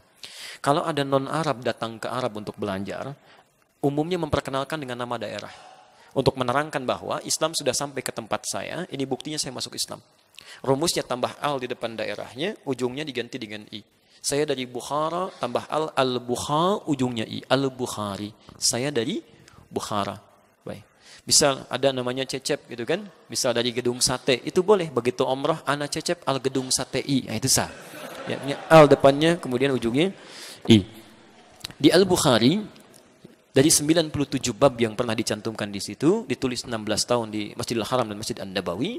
Anda buka jilid yang pertama, di bab yang pertama, hadis yang keempat, posisi paling kanan sebelah bawah, halaman ke-12. Kalau punya cetakan yang Darul Hadis, terbitan tahun 2002, warnanya merah, harganya 209.000 sekarang. Ya. Teman-teman, dikisahkan oleh Jabir bin Abdullah radhiyallahu ta'ala anhuma, saat wahyu turun, ya, wahyu turun pertama kali Iqra itu, setelah itu Nabi semakin senang ke Gua Hira. Awas ya, saya ingatkan pesan. Gua Hira itu jangan ringan diucapkan. Kalau Anda main ke sana, itu jaraknya kurang lebih sampai 6 kilo dari rumah Nabi ke Gua Hira. Saya pernah naik sampai ke atas 700 meter, turun lagi sedikit ke guanya. Itu melihat dari situ langsung ke arah rumah Nabi tinggal di sekitaran Ka'bah, itu harus melewati 5 bukit dulu. Kalau Nabi bukan orang kuat fisiknya, ya, pemuda yang kuat disebut dengan fata, jamaknya fityah. Al-fityah itu bukan cuma pemuda, tapi yang kuat, ya, kuat akalnya, kuat fisiknya, kuat kebaikannya. Itu kalau tidak kuat fisiknya tidak mungkin ada berada di atas sana itu. Ya. Jadi satu kali setelah itu wahyu belum turun, beliau turun dari Gua Hira, turun. Qadarullah ternyata di pertengahan jalan mendengarlah suara siang-siang, Muhammad, ya Muhammad. Tengok kanan gak ada orang, kiri nggak ada orang, depan belakang kosong. Begitu melihat ke atas, ini pertama kali beliau melihat malaikat Jibril dalam rupa yang sesungguhnya. Dilukiskan, saya melihat kata Rasulullah, seakan-akan makhluk seperti duduk pakai jubah putih antara langit dengan bumi, duduk begini. Masya Allah. Namanya siapa deh? Rizki. Mas Rizki keluar dari gedung sate siang-siang. Jam 2, ya, kosong. Begitu keluar, Rizki. Wah, nengok kanan kiri kosong, depan belakang gak ada orang, ke atas Masya Allah ada makhluk jubah putih, rambutnya panjang, Rizki. Apa responnya? Gak mudah dia, gak mudah. Maka kata Nabi, fara'ibtu minhu. Ra'ibtu itu dari kata ra'uba, rasa takut yang melahirkan bulu kuduk ini naik. Saya khawatir, takut, kata Nabi, bulu kuduk saya naik. Lalu bergegas Nabi kemudian meninggalkan tempat itu. Ya, mendatangi rumahnya. Perhatikan, membangun hubungan cinta dengan Sayyidah Khadijah dilakukan karena Allah, rahmat Allah diturunkan di situ. Begitu dibuka pintu rumah oleh Sayyidah Khadijah, dilihat wajahnya, melihat wajah istrinya saja, setengah ketakutannya hilang. Setengahnya. Begitu kata Nabi, zammiluni, tolong selimuti saya. Diraih tangannya oleh Sayyidah Khadijah. Lihat bagaimana kemudian beliau dibimbing ke kamar tidurnya. Tidur di situ, diselimuti oleh Sayyidah Khadijah. Lalu keluarlah kata-kata yang sangat indah itu. Zaujul karim, suamiku sayang, engkau ini orang baik. Tidak pernah punya masalah dengan orang lain. Engkau suka bantu orang, menjalin silaturahim. Yakinkan pada jiwamu saat ini, aku akan selalu bersamamu dalam suka dan duka. Aku akan selalu bersamamu, Masya Allah. Seketika kesulitannya hilang pada saat itu. Terjalin rahmat Allah. Saat itulah turun Quran surah Al-Mudaththir itu. Ayat 1 sampai ayat 7 itu. Ya ayyuhal mudaththir, kum fa'anzir, dan seterusnya. Tapi poinnya, mustahil masalah akan sirna seketika kalau tidak dibangun pola komunikasi yang baik yang dilakukan karena Allah Subhanahu wa taala. Dibuka pintunya, melihat wajah istrinya, setengah masalah suaminya hilang. Ya. Ibu, istri Nabi ada berapa, Bu? Ya. Masya Allah. 9 yang hidup bersama Nabi, 2 kemudian meninggal lebih dulu, dan 2 terpisah dengan Rasulullah SAW. Perhatikan, saya sering katakan sampai tadi malam, istri Nabi itu diizinkan oleh Allah menikah dengan lebih dari 4 perempuan, karena ternyata semua istri Rasulullah SAW itu mewakili semua karakter perempuan di muka bumi. Semuanya. Silahkan Anda belajar tentang sirahnya. Jadi kalau ibu pelajari, Bu, ya, ibu akan lihat di antara karakter ibu itu pasti akan ada yang mirip dengan salah satu istri Nabi SAW. Sebelum menikah dengan Nabi, dari yang paling perhitungan sampai yang paling cemburuan, ada, Pak. Sebelum menikah. Tapi ketika menikah dengan Nabi, semua diarahkan dengan ridha Allah, dengan rahmat Allah kepada kebaikan-kebaikan. Yang cemburuannya pada dunia sekarang, bagaimana caranya kalau dia tahajud, saya bisa juga. Yang urusan perhitungannya uang belanja, sekarang setelah menikah dengan Nabi, bagaimana caranya satu kurma jadi ibadah. Demi Allah saya katakan, ibu nanti pulang dari sini, coba cek. Lihat, dari mulai Sayyidah Khadijah, Saudah binti Zam'ah, kemudian Sayyidah Aisyah, ada Maimunah, ada Ummu Habibah, ada Zainab. Ibu cek, kira-kira ibu mirip siapa? Coba ibu pulang cek. Ya. Kalau ibu ingin cek apakah ibu mirip Khadijah atau tidak, itu tidak mudah. Cek aja kalau suami pulang dari kantor, ibu bukakan pintunya, setengah masalah suami jadi hilang, ibu Khadijah.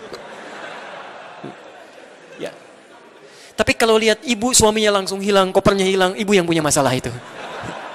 Jadi persoalan. Teman-teman, saya kira untuk pengantar, ya ini karena waktunya terbatas, saya kira akan lebih baik kalau kita banyak berdialog saja. Karena kalau kita mengurutkan dengan materi, nampaknya akan lebih panjang lagi, dan ini sudah masuk pada jam 2. Gitu ya. Baik, saya tidak ada masalah, saya dari sini harus ke Al-Barkah. Kita akan bedah buku nanti tentang buku yang kami tulis, tentang menyoal hadis-hadis populer. Jadi ada hadis-hadis yang diduga sebagai hadis padahal bukan hadis. Ya, pernah dengar hadis ini? Makan saat lapar, berhenti sebelum kenyang. Pernah dengar? Nah, itu hadis palsu. Saking palsunya di kitab hadis palsu aja nggak ada itu. Itu cuma di kitab cerita. Ya. Nanti kita bedah sore hari ini. Saya kira saya cukupkan dulu ya untuk pengantarnya. Kalau ada berdialog silahkan nanti sampaikan. Mudah-mudahan Allah memudahkan untuk memberikan jawabannya. Ya, Masya Allah, speechless saya kalau tausiah dari Ustadz Adi ya. Sekarang kita masuk ke sesi tanya jawab aja dulu ya. Mungkin tidak banyak, cuman kita mulai dengan pertanyaan pertama. Bagaimana cara menjaga pandangan yang sesuai Al-Quran dan hadis? Cara menjaga pandangan untuk laki-laki atau perempuan? Kayaknya sih laki-laki nih. Baik. Untuk laki-laki Quran surah ke-24 ayat ke-30. Untuk perempuan Quran surah ke-24 ayat 31. Baik, kita langsung jawab dengan ayatnya. Perhatikan kalimatnya untuk laki-laki. Wa qul lil mu'minina yaghuddu min absarihim. Katakan pada pria-pria yang merasa punya iman. Yaghuddu min absarihim. Ya. Yaghuddu itu asalnya adalah menatap kepada yang baik-baik dan menyingkirkan pandangan dari yang tidak baik. Dari sini muncul istilah ghaddul basar. Di ghaddul basar itu bukan enggak boleh lihat, ya keliru ya. Bukan nggak boleh lihat. Saya pernah dulu main ke satu tempat, ya, di salah satu tempat. Jadi ada teman-teman yang sedang ceramah, jamaahnya sebagian akhwat, jadi akhwatnya melihat ke timur, ustadznya melihat ke barat. Agak nggak nyambung gitu kan. Nah, di salah satu tempat di Jogja, pernah kami melihat yang lebih fatal lagi. Ada perempuan yang ingin menerapkan ghaddul basar, ayat 31-nya, wa qul lil mu'minati yaghdudna min absarihinna, itu naik sepeda di jalan raya, matanya ke bawah begini. Nah, itu agak-agak khawatir gitu kan. Nah, jadi ya, takut terjadi sesuatu ya. Jadi ghaddul basar itu bukan nggak boleh melihat. Di antara adab sopan santun itu saling melihat. Tapi ketika pandangan itu yang menghadirkan syahwat atau hal yang dilarang oleh Allah, itu yang dimaksudkan palingkan. Ya. Maaf, bukan hanya sekedar bertemu fisik begini, tidak. Anda lihat televisi, ada tayangan yang dilarang oleh Allah, palingkan. Itu ghaddul basar. Anda lihat handphone, tiba-tiba masuk iklan, hal yang tidak boleh dilihat, Anda palingkan. Di semua yang tidak diperkenankan oleh Allah untuk dilihat, itu yang dipalingkan. Jadi sederhana, bagaimana cara menjaga pandangan? Kata Quran, setiap yang dilarang oleh Allah, cepat palingkan. Ya. Ali bin Abi Thalib radhiyallahu ta'ala anhu punya gelar khusus dari Nabi. Ya, karamahullahu wajhah, diteruskan oleh para ulama. Karamahullahu wajhah, semoga Allah memuliakan wajahnya. Di antara riwayatnya, ketika sedang bersama Rasulullah SAW, ada sesuatu terlintas, kemudian terlihat oleh Ali, dipalingkan oleh Rasulullah SAW. Ya Ali, ya, cukup pindahkan, yang itu kemudian bagian dari panah-panah setan. Yang terlihat oleh engkau sebagian kilatan pertama, selanjutnya adalah panah-panah setan. Ya. Awas, hati-hati ketika dipalingkan, ini dijaga oleh Allah Subhanahu Wa Taala supaya pandangannya tidak melihat hal yang diharamkan. Jadi rumus dari hadis ini, begitu melihat, palingkan. Dan jangan dipelesetkan ya. Ada sebagian mempelesetkan, Ali kan melihat dulu, selanjutnya itu panah setan. Berarti yang pertama tanpa berkedip itu bagian dari rahmat. Ya. Awas, jangan-jangan keliru ya. Anda lihat seseorang, Masya Allah, itu bagian dari panah setan. Kedip dulu langsung pindah, ya kan? Itu hal yang keliru, ya, yang tidak tepat. Sekira itu. Ya, pertanyaan kedua, Assalamualaikum warahmatullahi wabarakatuh, Ustaz. Alhamdulillah sekarang saya sudah berproses dengan seorang akhwat. Sampai hari ini saya mantap untuk menikahinya. Setelah menilainya secara objektif menurut sunnah, baik dari fisik, akhlak, ilmu agama, hafalan, dan sebagainya. Yang menjadi masalah adalah ayahnya masih belum memberikan izin untuk menikahi putrinya sampai lulus kuliah. Ayahnya menyampaikan bahwa sudah menerima saya, tapi dengan syarat harus menunggu sekitar 8 bulan. Ya. Bagaimana saran Ustadz, lebih mengutamakan calon istri salihah atau kebutuhan menikah kita? Baik. Jazakallah khair. Kita jawab kemudian dengan Al-Quran dan hadis-hadis Nabi Sallallahu Alaihi Wasallam.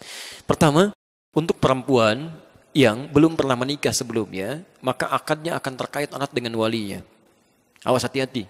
Dan hukum wali ini oleh Allah diberikan hukum yang ketat, karena ketika anaknya salah dinikahkan, walinya ikut dosa. Quran surah kedua Al-Baqarah ayat 221. Ya. Lihat kalimatnya, wala tankihul musyrikati hatta yu'minna. Bagi laki-laki jangan sampai menikah dengan perempuan-perempuan musyrik. Wala amatun mu'minatun ya khairum min musyrikati walau ajabatum. Kata Allah, sungguh perempuan-perempuan yang muslimah, walaupun wajahnya tidak memikat Anda, belum ada pesona-pesona keindahan menurut pandangan Anda, itu lebih mulia dalam pandangan Allah dibandingkan perempuan musyrik yang mengagumkan, yang pesonanya sangat indah. Awas, hati-hati, ini nggak ada pilihan lagi. Nggak ada pilihan, Allah sudah menentukan. Jadi kalau Anda diberikan pilihan, misalnya, pilih mana? Ya, perempuan yang cantik tapi musyrik, atau biasa-biasa tapi muslim. Pilih mana? Nah, sudah nggak usah banyak mikir. Ya, kata Qurannya, pilih yang biasa-biasa. Ya. Maaf, kecantikan itu kan relatif kan? Ya, konon kalau jelek mutlak gitu kan? Kecantikan relatif gitu. Tapi dalam pandangan Allah, sepanjang ada kebaikan dalam iman, dalam jiwanya, itu yang terbaik. Itu yang terbaik. Ya. Pelan-pelan. Ayatnya bukan ini yang kita kemudian akan kaji. Ayat setelahnya. Wala tunkihul musyrikin. Jangan nikahkan anak perempuanmu dengan laki-laki musyrik. Jangan nikahkan. Kata para ulama, ketika kalimat ini dihadirkan oleh Allah, ingin menunjuk kepada wali dari pihak perempuan, khususnya ayah, yang punya peran memberikan izin dan menikahkan anak perempuannya dengan laki-laki yang dimaksudkan. Jadi mohon maaf ya, untuk teman tadi yang melamar, ya sebetulnya itu gambaran kebaikan dari Allah Subhanahu Wa Taala. Antum diterima kan? Diterima, cuma dengan syarat, kan? Cuma dengan syarat. Syaratnya menunggu sampai sekiranya dia bisa lulus kuliah dulu dalam jangka waktu 8 bulan. Apa yang harus antum lakukan? Ambil petunjuk Nabi Sallallahu Alaihi Wasallam. Ya. Kata Nabi, selesai. Fa illam yastati fa alaihi bisyam.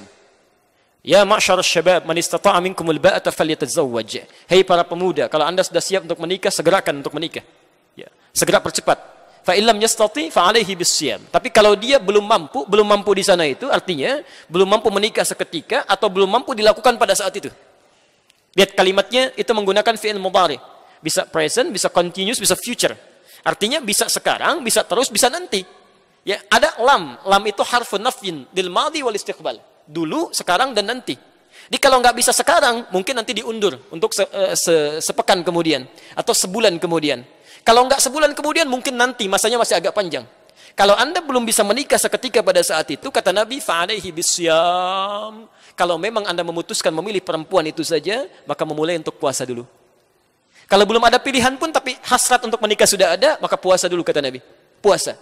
Apalagi yang pilihannya sudah ada, siap untuk pernikahan, tapi ditenggat dengan waktu. Apa pilihan terbaiknya? Kalau masih ingin menikahi perempuan yang dimaksudkan, fa'alaihi bisyam, maka bangun hubungan dengan baik dengan Allah Subhanahu wa taala dengan meningkatkan puasa. Fa innahu kana lahu wijaun. Dengan puasa itu Allah yang akan menjaga orang yang bersangkutan. Ya, Anda masih 8 bulan. Saya menunggu istri saya selama 7 tahun. Istri saya menunggu saya 7 tahun. Jadi kami mengajukan proposal pernikahan pada ibunda kami. Kata ibu saya, amanahnya harus belajar minimal sampai S2, baru mama izinkan menikah. Maka alhamdulillah Allah pisahkan kami, saya ke Tripoli, dan itu jalan Allah untuk memisahkan supaya kami tidak bermaksiat. Ya, Masya Allah. Jadi kemudian kami berpisah di situ, ya calon istri saya sampaikan, jika ada yang terbaik, ingin menikahi Anda, ingin menikahi kamu, dan diizinkan oleh ayahmu nikahi dia. Allah yang memberikan yang terbaik. Tapi kalau kamu mau bersabar, silahkan bersabar. Tunggu saya sampai selesai S2. Masya Allah. 7 tahun ditunggu, dan sampai sekarang, alhamdulillah, kami menikah. Masya Allah. 7 tahun. Anda masih 8 bulan. Alhamdulillah. Baik. Baik. Oke, Ustaz, kita punya waktu 5 menit lagi, Ustaz. Ini pertanyaan terakhir kayaknya. Assalamualaikum. Ustaz, jika suami istri lagi bertengkar, tanpa sadar si suami bilang, "Gih pulang," katanya. Tapi istri tidak pulang karena alasan anak, katanya. Namun setelah 3 hari, mereka suami, tanda kurung suami baik kembali seperti sedia kala. Oh, tanya, kenapa kata-kata gih pulang itu berarti, apakah kata-kata gih pulang itu berarti cerai atau bukan? Mohon penjelasan. Oh, mohon tanyakan pada suaminya langsung, itu cerai atau bukan gitu. Selesai, kalau tanya saya tidak tahu saya, Allahu a'lam bishawab ya. Ditanyakan pada suaminya ya. Setelah itu baru saya sampaikan hukumnya, gitu kan? Baik. Pertama sebenarnya gini pertanyaannya, kenapa mesti bertengkar? Kalau ada sesuatu yang bisa dikomunikasikan, kenapa mesti bertengkar? Itu masalah dulu. Ya, awas hati-hati. Karena itu, persoalan-persoalan di rumah tangga itu runtut sekali. Masalahnya diberikan oleh Allah. Kata Allah, ini kemungkinan yang bisa terjadi. Hati-hati ya. Pernah belajar tentang fikih setan? Itu harus belajar.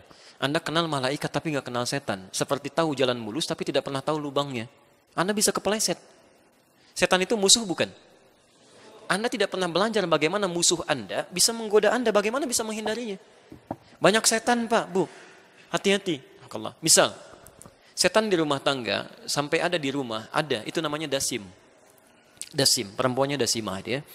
Kan muslim, muslimah, mukmin, mukminah, dasim, dasimah. Teman-teman, itu saking bahayanya. Itu langsung oleh Allah, cara kerjanya ditampilkan di Quran. Ya, dia punya 3 tugas itu. Tugas pertama di Quran surah kedua Al-Baqarah ayat 102, posisi paling kiri dari atas sampai bawah. Di pertengahannya lihat, yufarriquna bihi bainal mar'i waz-zauji. Ada setan yang punya tugas ingin memecah belah harmonisasi rumah tangga. Anda mesti kenal itu. Hati-hati, setan ini pekerjaannya bagaimana caranya manusia bermaksiat. Kalau sebelum nikah itu pasti akan didekat-dekatkan tuh supaya maksiat, padahal akad belum. Baru kenal, sudah jalan, naik beca berdua, seakan beca milik bersama, tukang beca nggak ada gitu kan, jalan aja. Ya, gimana caranya maksiat? Tapi setelah menikah, demi Allah saya katakan, tidak ada yang paling menjengkelkan kecuali pasangan sendiri. Dibuat bermaksiat itu, dibuat supaya ada pisah, supaya ada maksiat kepada Allah Subhanahu wa taala. Situasi terbalik. Ya, 3 bulan, 6 bulan pertama semuanya normal. Ya, 3 tahun, 4 tahun, 5 tahun. Silakan perhatikan. Yang paling standar aja ya, paling standar.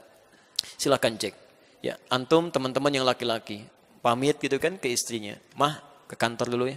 Ya udah, silakan. Udah jalan. Suami orang ke kantor, Pak. Masya Allah.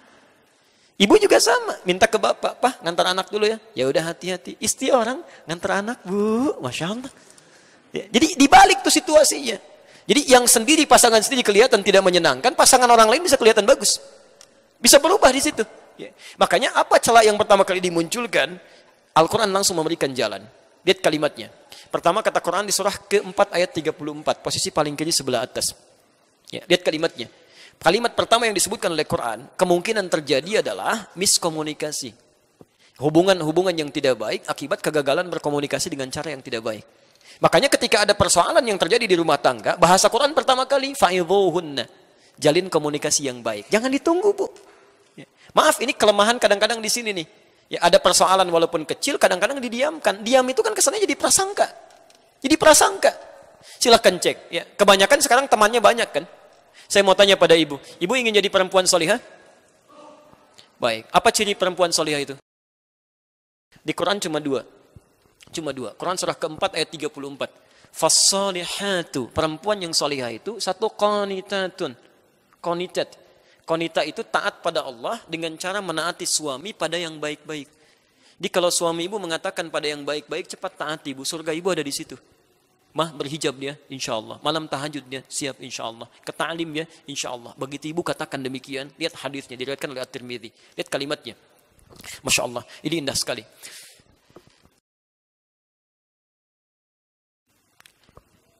Idza shallatil mar'atu salataha. Jika seorang perempuan, istri, cukup salat fardu saja. Tidak pernah salat sunnah selama hidupnya. Wa shamat shamaha. Dan puasa fardu Ramadan saja. Tidak pernah puasa sunnah selama hidupnya. Wa hafizat farjaha. Kemudian menjaga kehormatan dirinya. Tidak pernah selingkuh dalam hidupnya. Wa ata'at zawjaha. Dan menaati suaminya pada yang baik-baik saja. Qila laha yaumal qiyamati. Akan dikatakan pada perempuan seperti ini di hari kiamat. Udkhulil jannata min haitsu syi'ti. Silahkan masuk ke surga dari pintu mana saja yang engkau kehendaki. Laki-laki tidak bisa, susah. Mau masuk pintu puasa Ar-Rayyan, puasa dulu. Ada pintu tahajud, ada pintu sedekah. Perempuan yang menaati suaminya pada yang baik-baik. Kata Allah, Masya Allah. Ingat ya, pada yang baik-baik. Kalau suami minta pada yang tidak baik, ibu boleh menjawab atau menolak dengan cara yang halus. Ya. Mah, Papa ada family gathering nih di perusahaan. Tolong buka hijabnya ya, cuma 30 menit. Nah, ibu boleh tolak dengan cara yang halus. Pak, selama 30 tahun ini, ibunda yang almarhumah itu selalu berwasiat supaya dijaga, Pak, sampai hari ini. Saya tidak tahu nanti apa yang harus saya katakan pada mama kalau saya meninggal nanti. Ya, apa jawabannya? Mohon dipahami, Pak. Dengan jawaban yang lembut, dengan itu ada kelembutannya. Oh, mungkin ya sudah, mah. Pakai aja. Mudah-mudahan jadi hidayah bagi yang lain. Dengan cara yang lembut, jangan langsung naik dulu. Mah, lepas hijabnya ada pertemuan. Apa? Wah, nanti belum apa-apa sudah naik gitu kan. Jadi rame. Ini yang kadang-kadang suka beda-beda nih. Ya. Awas Bu, hati-hati. Suami kan pemimpin ya. Apa sifat pemimpin yang paling dominan? Sifat pemimpin yang paling dominan apa? Egois, apa lagi? Oh, yang jawab laki-laki semua nih, egois ayo. Ya. Sifat pemimpin yang paling dominan itu tidak mau dipimpin. Tidak menerima saran, hanya menerima masukan. Begitu Anda ngasih saran, itu akan naik satu dengan yang lainnya. Maka ciri yang pertama tadi, yang kedua, hafizatun lil ghaibi bima hafizallah. Dia menjaga nama baik suaminya, pelan-pelan. Lihat sini, dia menjaga nama baik suaminya, rumah tangganya, khususnya ketika tidak sedang bersamanya. Jadi kalau ada aib rumah tangga terbuka keluar, itu yang salah bukan yang menyebarkan. Yang salah orang rumah. Kata Allah, bima hafizallah, kami sudah jaga, kenapa kamu buka? Di selama tidak dibuka, itu akan terjaga. Nah sekarang Pak, Ibu, tantangannya banyak sekali. Nggak ada orang pun bisa terbuka. Kadang bikin status. Hanya karena masalah yang kecil, tiba-tiba nulis. Nggak nyangka ya, nyangka tuh. Ketika Anda bilang nggak nyangka ya, itu sedang nyangka gitu. Ya, hati-hati. Karena itu teman-teman, apapun yang terjadi kata Quran langsung komunikasikan dengan baik. Tuh, jalin yang terbaik. Dan yang paling indah begini. Yang paling indah. Kata Allah di Quran surah 30 ayat 21 tadi yang kita bacakan di awal, ya. Wa min ayatihi an khalaqalakum min anfusikum azwaja. Kami ciptakan, ya, kami jadikan tanda-tanda untuk mendekat kepada kami dari dua sisi yang berbeda. Mohon maaf, suami istri itu kata Al-Quran mesti menyadari ketika mereka bersatu, mereka membawa kepribadian yang mungkin berbeda. Latar belakang yang beda, tidak bisa disatukan harus sama satu dengan yang lainnya. Ya. Dia ada proses yang dialami di situ. Karena menyatukan dua yang berbeda, pasti akan ada penyesuaian-penyesuaian. Ya. Karena itu yang paling indah apa? Diterangkan di Quran surah kedua Al-Baqarah ayat 187. Hunna libasun lakum wa antum libasun lahunna. Kalau ingin indah itu diterapkan, kata Quran, jadi seperti pakaian. Apa fungsi pakaian? Satu, menutup aurat. Aurat itu kan yang tidak boleh terbuka kan? Kita tutup. Makanya kalau ada sesuatu terbuka dari pasangan yang tidak disukai, cepat tutup, bukan diungkit. Kamu kok begini? Dulu waktu belum menikah nggak begitu? Tidak seperti itu. Jadi begitu muncul sesuatu, tutup, selesai, nggak usah diungkit. Sudah, selesai. Apa fungsi yang kedua? Menampilkan keindahan. Jadi setiap ada persoalan di rumah, jangan tampil keluar itu terbawa-bawa. Tenang aja, nyaman jalan. Hadirkan keindahan, tutupi dengan kebaikan-kebaikan. Dan itu hanya bisa dihasilkan dengan mawaddah dan rahmah. Mawaddah itu cinta kasih yang lahir lewat perhatian-perhatian material, fisik. Ya, ibu kan dulu lihat suami juga begitu. Ya, seperti bapak lihat fisik ibu kan, pertama kali melihat cantiknya, anggunnya, parasnya, eloknya. Seperti ibu juga melihat gantengnya, gitu kan, masya Allah, tegapnya, kumisnya, dompetnya, sama-sama. Ya, itu mawaddah. Itu mawaddah.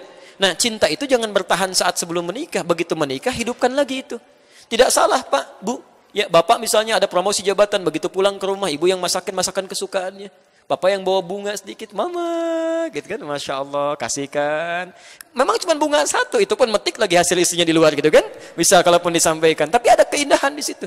Ya. Tapi maaf, mawaddah itu satu saat akan sirna. Ya, bahkan badan yang tegap tiba-tiba jadi layu dan sebagainya. Ya, dompet yang tebal tiba-tiba jadi tipis dan sebagainya. Kalau cinta hanya ditopang lewat mawaddah saja, itu tidak akan abadi. Begitu hilang salah satu sifatnya, pindah ke lain hati. Karena itu lakukan dengan rahmah. Rahmah itu, maaf, sifat kasih yang dalam. Yang lahir dari dalam hati yang paling, dari lubuk hati yang paling dalam. Makanya perempuan disebut dengan rahim, punya rahim dalam dirinya. Rahim itu, kenapa disebut dengan rahim? Karena mampu memberikan kasih sayang pada apa yang ada di dalam dirinya, dan sanggup merasakan penderitaan dalam memberikan kasih sayang itu. Miring kanan susah, kiri berat, ya, kemudian tertelungkup gak bisa, dijaga supaya yang di dalam itu merasa nyaman. Makanya kata para ulama akhlak, kenapa bayi ketika dilahirkan menangis? Salah satu tinjauan akhlaknya adalah, ya tasawuf ya, kata para ulama, karena dia takut tidak mendapatkan kasih sayang seperti dalam rahim ibundanya. Saking nyamannya di dalamnya. Makanya diberikan rahmah, perhatikan, berikan kasih sayang di dalam. Maaf, saya akhiri. Ibu misalnya masakan kesukaan. Ya, atur menunya 8 jam, begitu jadi diberikan pada suami. Anda jalan, Pak, di tengah jalan ada orang minta-minta, Pak, 3 hari belum makan, Pak, 3 hari fisiknya sudah lemah. Anda berikan tidak makanannya? Bisa dibagi. Tapi rahmah tidak. Begitu ibu titipkan nilai cinta di dalamnya, masya Allah. Begitu jalan, Pak, di SMS. Hati-hati di jalan ya. Mudah-mudahan ridha Allah selalu menaungi langkah kaki Papa. Ingat, kami di rumah selalu bersamamu dalam cinta, dalam suka, dalam duka, dan dalam rahmat dan doa kepada Allah Subhanahu wa Ta'ala. Semoga Papa sehat pulang sampai kembali ya. Wah, itu menjaga betul, Bu. Sampai pulang lagi. Begitu melihat di kantor ada godaan-godaan, belum tentu kamu seperti istri saya. Kalau masuk angin biasa dikerokin ya, ada doa-doa macam-macam. Itu semuanya hadir. Itu rahmat. Saya tutup. Kami punya kawan dulu menyampaikan informasi. Ada kisah satu keluarga, itu luar biasa saleh. Ini bukan ngarang, ini asli. Tinggalnya di Karawang. Di suaminya soleh, istrinya soleha, punya anak 2 pada saat itu. Qadar Allah, mereka mentarbiah keluarganya dengan baik, dekat dengan Allah dan tuntunan Rasulnya. Satu kali, suaminya pulang, ya, dalam keadaan lapar, capek, lelah. Begitu pulang, istrinya masih dalam keadaan masak, gitu kan. Ditinggal sebentar, dijemput di ruangan depan. Setelah dicium tangannya, kata suaminya, "Ma, tolong buatkan untuk pengganjal dulu." Masya Allah. Maka istrinya langsung ke dapur, buatkan mie, Bu. Buatkan mie. Suaminya duduk. Allahu Akbar. Ketika mulai dibuatkan mie itu, teman-teman sekalian, dibuat. Tanpa sadar karena sibuk pikiran kemana-mana, garam yang untuk sayur itu ketuangkan ke mie. Garam 1 sendok begini, dituangkan ke mie, diputar begini. Udah selesai. Perasaan bahagia, ingin memberikan sesuatu pada suaminya, kemudian dihadirkan. "Pak, silakan nikmati dulu," gitu kan. Masya Allah. Antum dalam keadaan capek, lapar, diberikan mie plus 1 sendok garam. Baik, suapan pertama kalau Anda dalam posisi suami yang dimaksudkan, apa yang disampaikan kira-kira? Perhatikan, rahmah ketika ditampilkan, tarbiyah ini hadir dalam kehidupan rumah tangga. Salah satu rumus di Quran tentang rahmat ini ada di Quran surah ke-91 ayat 7 sampai dengan 10. Rumus gampangnya begini, rumus gampangnya. Dalam diri kita ini ada 2 kecenderungan, sifat baik, sifat buruk. Sifat baik disebut takwa, sifat buruk disebut fujur. Selalu ada lawan. Ya, sabar, lawannya marah. Jujur, lawannya bohong. Tawadhu, lawannya sombong. rumusnya di Quran, kalau Anda ingin bahagia, ketika mendapatkan sifat-sifat yang jelek, sifat jelek ini diciptakan bukan untuk membuat kita jelek, tapi untuk melatih yang baik-baik supaya muncul. Rumus cepatnya, cepat cari lawannya. Cari lawannya. Misal, saat suami dititipkan marah oleh Allah, dititipkan, kemudian marah kepada ibu. Sifat marah ini dititipkan kepada suami, bukan ingin menjadikan suami pemarah, Bu. Tapi ingin melatih kesabaran dari ibu supaya muncul. Jadi begitu ibu mendapatkan suami marah, itu tandanya kesabaran ibu sedang dilatih. Ini berbahagialah kalau suami sedang marah-marah. Ya. Ada latihan di situ. Sama, Pak. Jadi begitu ibu bapak melihat misalnya istri cemberut, cepat cari lawannya. Cemberut apa lawannya? Senyum. Jadi begitu lihat istrinya cemberut, itu artinya senyum Anda diminta oleh Allah. Kayaknya kenal. Itu selesai. Jangan kebalik. Itu senyum Anda nanya. Kenapa kamu begitu? Bang kenapa? Nggak kan nyambung gitu kan. Nah, sekarang laki-laki ini, suami ini Masya Allah, diberikan mie dengan garam 1 sendok yang sudah terasa. Garam apa rasanya? Apa lawan dari asin? Perhatikan, maka lahirlah kalimat-kalimat yang manis di lisannya. Ini nyata. Ya Pak, sini sayang. Masya Allah. Sayang, anak 2. Begitu? Datang, begitu sudah datang, belum selesai. Kata suaminya, lama rasanya kita tidak makan berdua. Sini samping. Betul Pak. Sampingin, dibukakan. Ibu bagaimana perasaan seorang suami menawarkan lama rasanya nggak makan berdua. Bagaimana tuh perasaan jiwanya? Masya Allah. Begitu selesai, belum sampai situ. Dahsyat kalimat ketiga. Sini papa suapin. Yang ketiga ini nyata loh. Begitu disuapi, sadar istrinya ada yang salah. Di sini terjadi rahmat Allah Subhanahu wa taala, Masya Allah. Begitu mengaku salah, bukan ketawa, tapi langsung terjatuh menangis, beliau dicium kaki suaminya. Maafkan saya, Pak, saya tidak sengaja.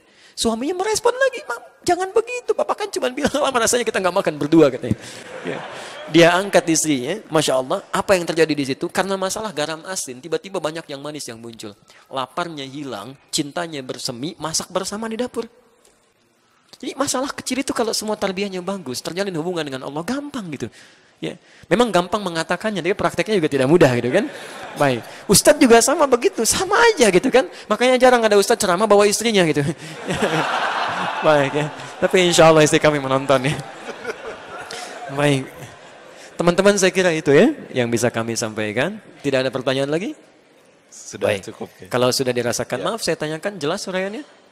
Jelas ya, paham? Baik, kalau sudah jelas dan dipahami, saya bacakan ketentuan Qur'annya di surah Al-Maidah ayat 100 sampai 101 itu. Ya ayyuhalladzina amanu la tas'alu an asya'a in tubdalakum tasukum. Hei orang-orang yang masih merasa punya iman dalam jiwanya, jika persoalan sudah jelas disampaikan, dipahami, maka jangan banyak dipertanyakan lagi. Khawatir banyaknya pertanyaan itu menjadikan yang sudah jelas menjadi semakin tidak jelas nantinya. Oke, jelas uraiannya? Ada pertanyaan? Tidak ya, cukup ya? Baik. Teman-teman sekalian, itu yang bisa kami sampaikan. Terima kasih atas segala perhatiannya. Kita insya Allah berjumpa dalam kesempatan yang lain. Bila ada benar itu dari Allah dan Rasulnya. Kalau ada kekurangan atau kesalahan dari kami, itu mutlak kesalahan saya. Mohon dimaafkan. Dan semoga Allah Subhanahu Wa Taala bisa membimbing kita semua dalam kebaikan. Subhanakallahumma bihamdika asyhadu an la ilaha illa anta astaghfiruka wa atubu ilaik. Wa akhiru da'wana alhamdulillahi rabbil alamin. Wal 'afwu minkum. Assalamualaikum warahmatullahi wabarakatuh.